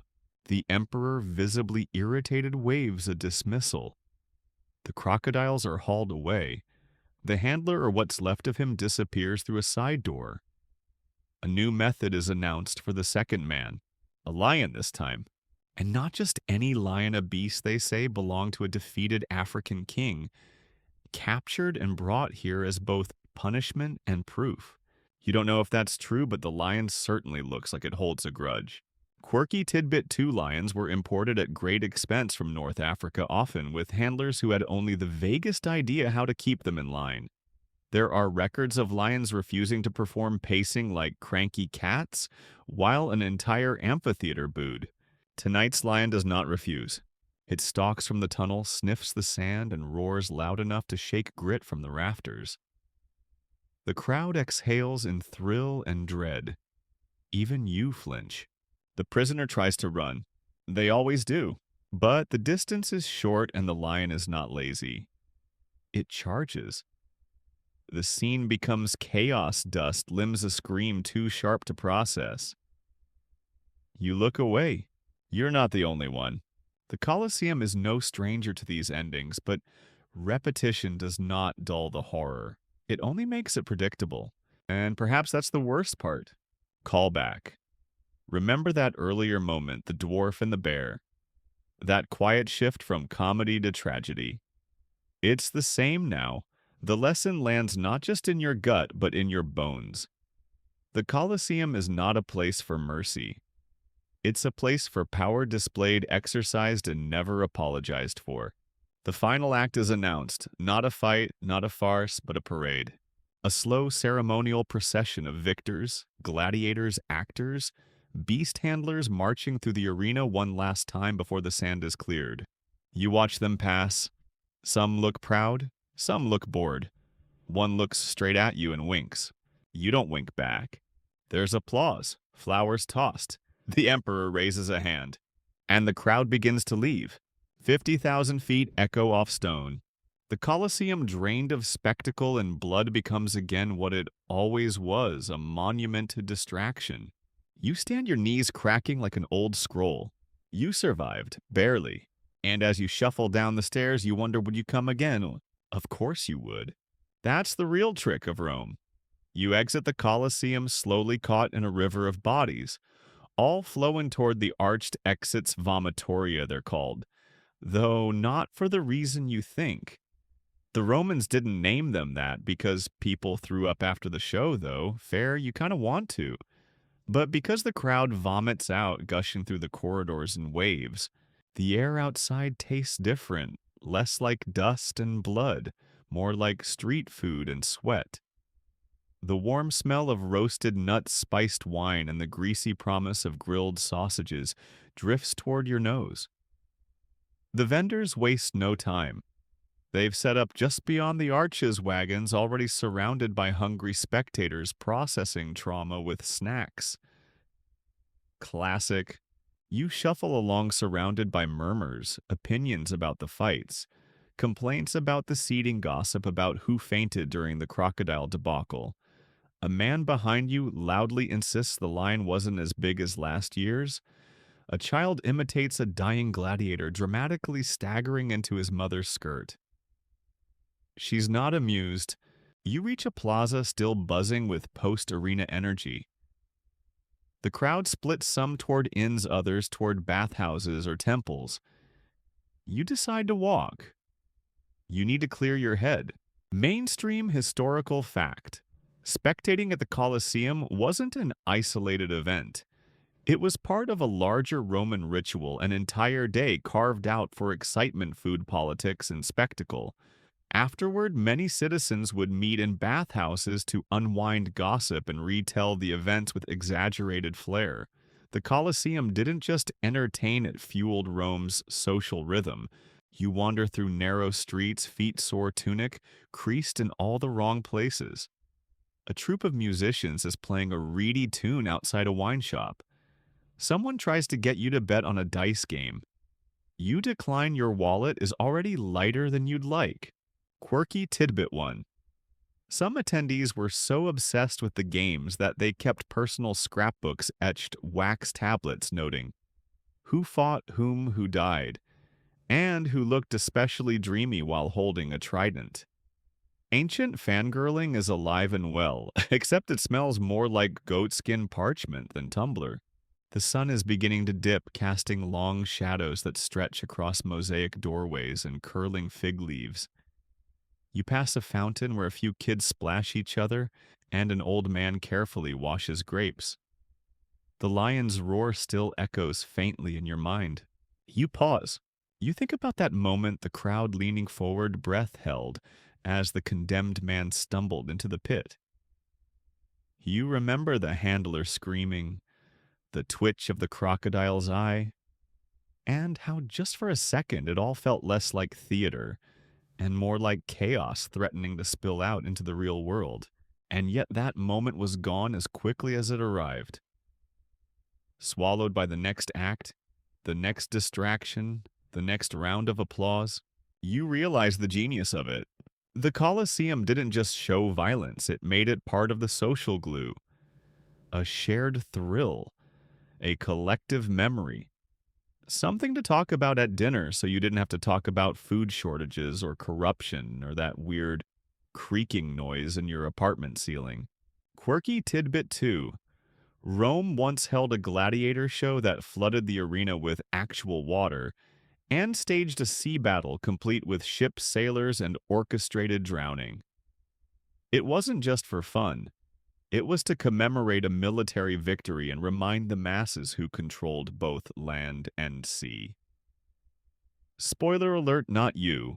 You make your way toward a public bath hoping to scrub off the day's grit and at least some of its memories. The domed building is warm and echoey, filled with chatter splashes and the quiet thunk of sandals on wet stone. You disrobe, store your belongings in a cubby watched over by a kid with suspiciously sticky fingers, and step into the tepidarium, the warm room. Steam wraps around you like a lazy octopus. Your muscles begin to uncoil. Historians still argue whether Roman bathhouses were truly egalitarian social spaces, or if status dictated everything down to towel quality. But right now, nobody seems to care who's patrician or plebeian. You all smell equally of garlic and amphitheater dust. A man beside you sighs dramatically. The lion missed the best part, he says. The priest who slipped on the blood. You both chuckle. Somehow laughter makes it easier. Later in the caldarium, you close your eyes and float in the heat skin, tingling from the mineral water and exhaustion. A faint chorus of voices filters in, someone singing a bawdy song about Neptune's failed love life. You think about the emperor seated high above the chaos, always watching. What does it mean to control a city's stories? You realize you've just spent an entire day watching fiction pretending to be truth. Or maybe truth pretending to be fiction. Either way, you bought the ticket. You cheered. You gasped. You laughed. You were afraid. And tomorrow you'll probably do it again. Callback. Remember your neighbor in the Colosseum who wouldn't stop talking about the retiring gladiator. You see him again now, half submerged in the bath, still recounting the same story, but now with extra details. Apparently the gladiator winked at his sister. Probably didn't happen. Doesn't matter. As night falls, you towel off dress and step back into the city, which hums like a sleeping dragon, quiet but pulsing. You buy a small pastry from a vendor with smoke-stained fingers. You eat it on the walk home, the sweet date paste lingering on your tongue. You feel a little taller, not because of what you saw, but because you were there to see it. Rome is nothing if not addictive. The arena, the crowd, the chaos, the illusion of power shared just for an afternoon. You reach your doorstep, push the wooden frame open, and step into your home. Still dusty, still too warm, still yours. You lie back. You close your eyes. And somewhere in the distance, maybe in your mind, you hear another trumpet call, and your fingers twitch, ready to clap again. You wake up before dawn. Your legs are sore. Your ears are still ringing faintly. There's a trace of ash on your tunic collar. You're not sure if it's from the fire display at the Colosseum or the grilled fish stand you stood too close to after the show. Either way, the city is quiet now. Rome before sunrise is a different beast. Less noise, more shadows. Less swagger, more sighing. You stretch creaking like a wooden cart and reach for a crust of bread from the corner table. It's stale. You eat it anyway. What else are you going to do? Complain to the gods. Outside the street is empty except for a pair of cats who seem to be involved in some kind of passive-aggressive turf dispute near a broken jug. You step over a puddle past the doorway where someone's been sleeping the past few nights and make your way toward the forum. The Colosseum looms in the distance. Somehow even now it looks like it's waiting for an encore. Mainstream historical fact. The Colosseum didn't just host spectacles, it was a machine of political power. Emperors used it to display munera, or public generosity. Free grain, free seats, free thrills. But they weren't really free, were they? The crowd paid with its gaze, with its roars, with its silence. You recall yesterday's games trying to piece together how real it all felt. The blood, the drama, the pageantry, it blurred the lines between ritual and reality. You remember how the crowd gasped when the Retiarius net fighter slipped, how they laughed when a monkey in a miniature chariot was pulled across the arena. Don't ask. It was weird even by Roman standards. Quirky tidbit one. Romans once staged a mock naval battle inside the Colosseum involving ships and crocodiles again with the crocodiles, until someone realized reptiles don't make great sailors. One of the boats tipped over and a wrestler punched a crocodile in the snout. History is silent on what happened next. As the sun begins to peek over the rooftops, you spot a group of workers scrubbing the stones outside the arena. They're removing bloodstains, sweeping up splinters, and dragging away what looks suspiciously like a lion-sized hairball. You wonder if this is how Rome keeps its magic alive by cleaning up the mess before anyone else sees it. You sit on a low wall and watch. A vendor sets up his cart early selling salted dates and something steaming that smells like fish but might be stew.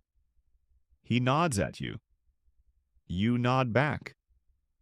Rome is a city of silent contracts nods, shrugs a shared weariness. Quirky tidbit. 2.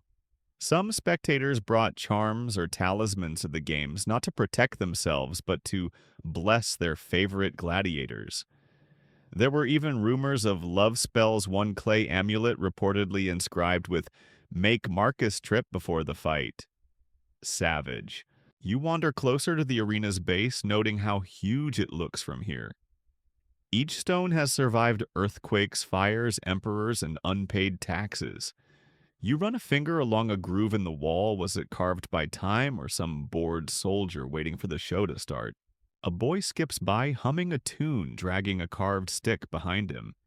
You recognize the melody. It was one of the songs the crowd sang yesterday, cheering for a local hero who survived 3 fights and lost only one ear. The tune is oddly cheerful considering. Historians still argue whether the public actually enjoyed the bloodshed or were simply trained to respond with enthusiasm. Was it instinct, obligation? Fear of looking soft? You're not sure, but you do remember the look on the woman's face, 2 rows down from you, the one who didn't blink once during the bear fight. That was not the face of someone faking it. You climb a few steps back up the outer wall and peer inside. The place is still half dark, half lit like a stage between shows. Birds have nested in the upper arches. One flutters down to pick at something shiny on the ground. You squint.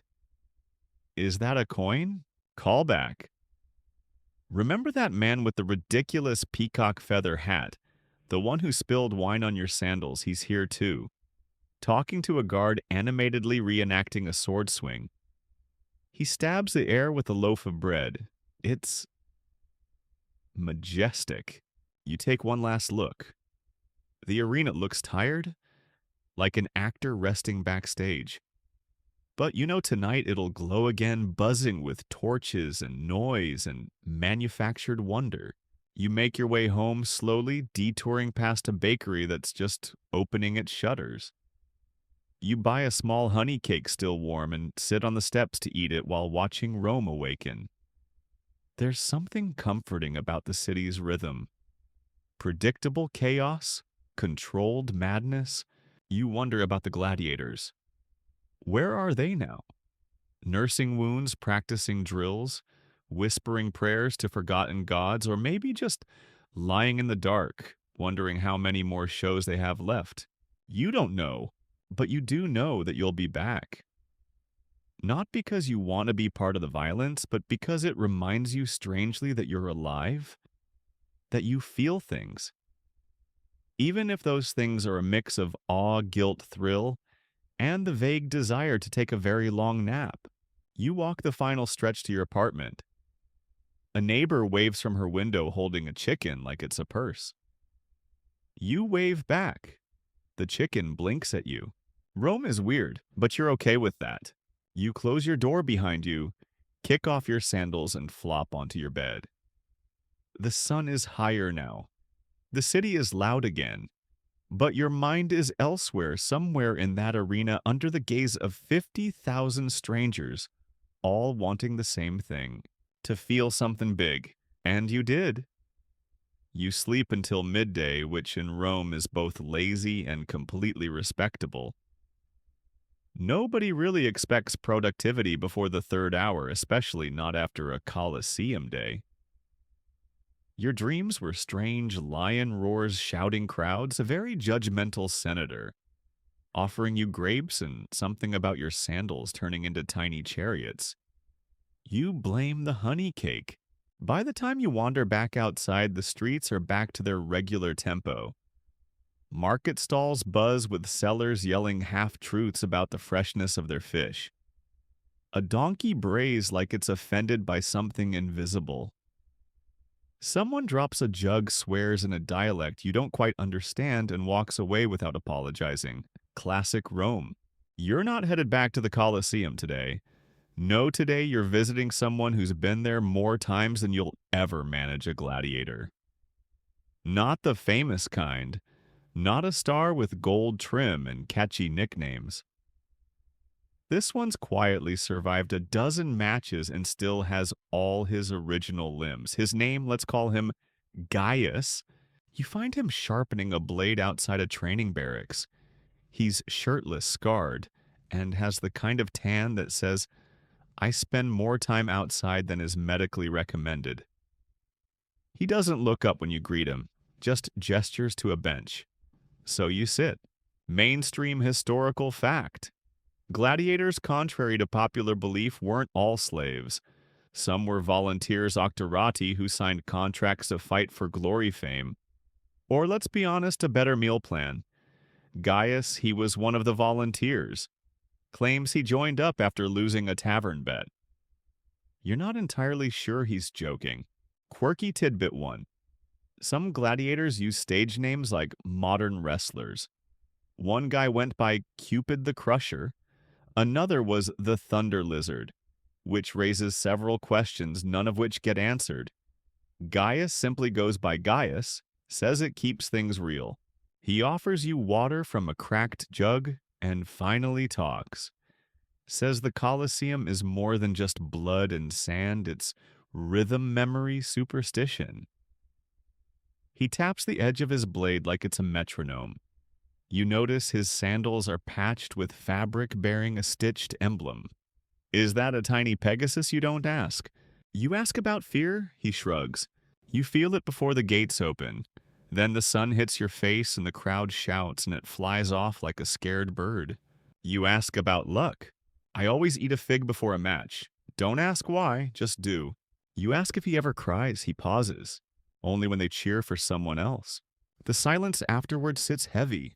Quirky tidbit 2 gladiators were sex symbols. Like full-on heartthrobs. Women left love notes etched into walls.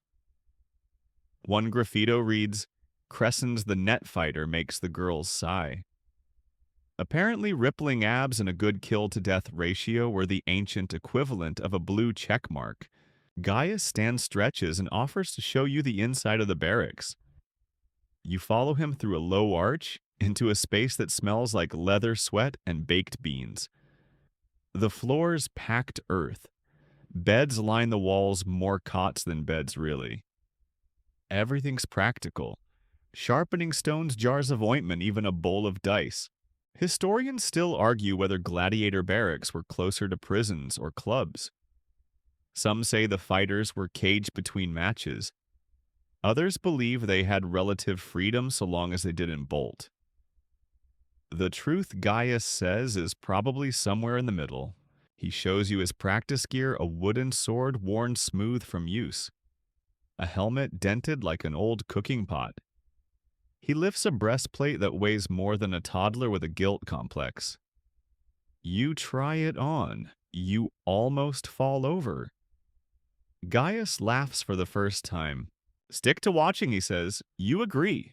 Before you leave, he gives you a token, a little carved figure, rough and palm-sized. It's him. Well, vaguely him, but with a cape and what appears to be a lightning bolt in one hand. You raise an eyebrow. My biggest fan made that, he says. She's 8. She thinks I shoot fire. You pocket the carving. It feels warm. Probably just the sun, but still. Callback. You remember the vendor from earlier, the one with the suspicious stew. He's now at the arena entrance again, hawking gladiator energy cakes. You ask what's in them. He winks and says, mostly beans. You pretend not to hear that. The sun hangs lower in the sky, now painting Rome in gold and dust. You walk past fountains and beggars' temples and scaffolds. Someone is shouting about stolen sandals.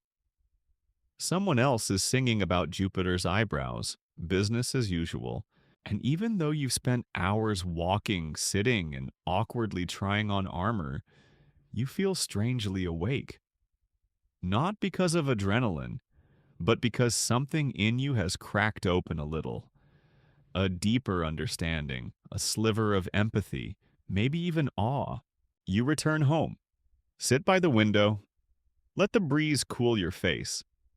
And as the bells ring in the distance, you whisper a quiet thank you to Gaius. Not for the tour, not for the laugh, but for surviving. For reminding you that survival itself can be a kind of victory.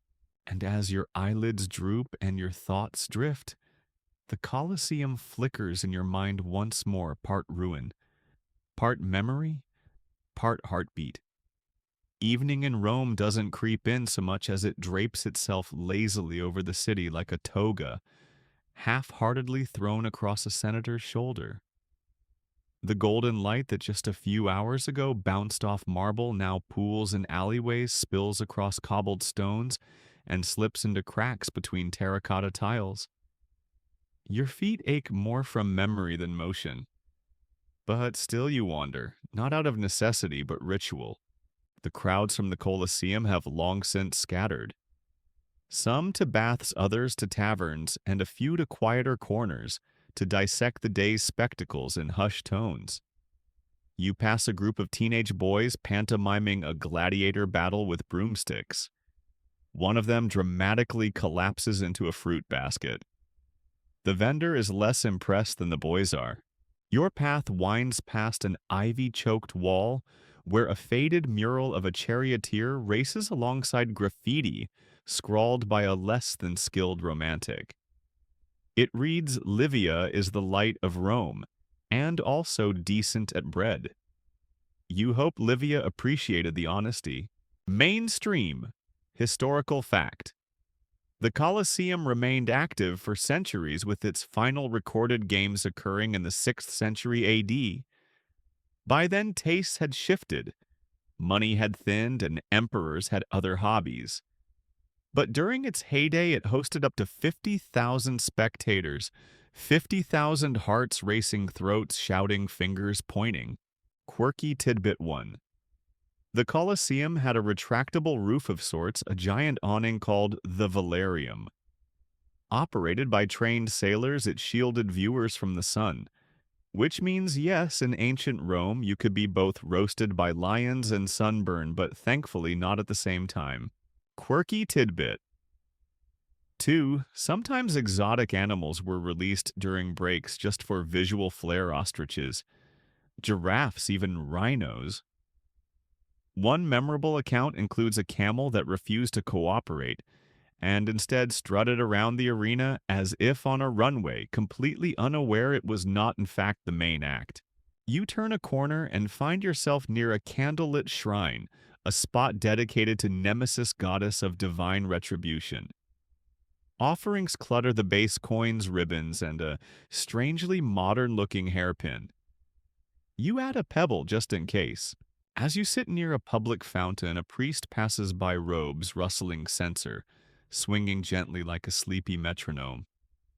He pauses, blesses the water, and hums something ancient. The scent of frankincense tugs you into a fog of thought.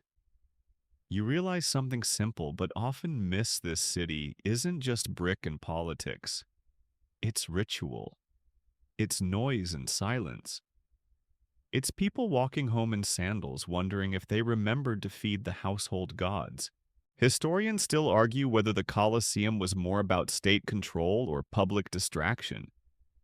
Was it a clever political tool doling out bread and spectacle to keep rebellion at bay? Or simply the ultimate outlet for Rome's appetite for drama, gore, and grandeur? Likely both. Maybe neither. Rome, after all, does love its contradictions.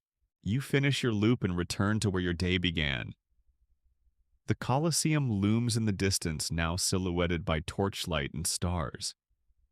You can't hear the crowds anymore, but their echo lingers.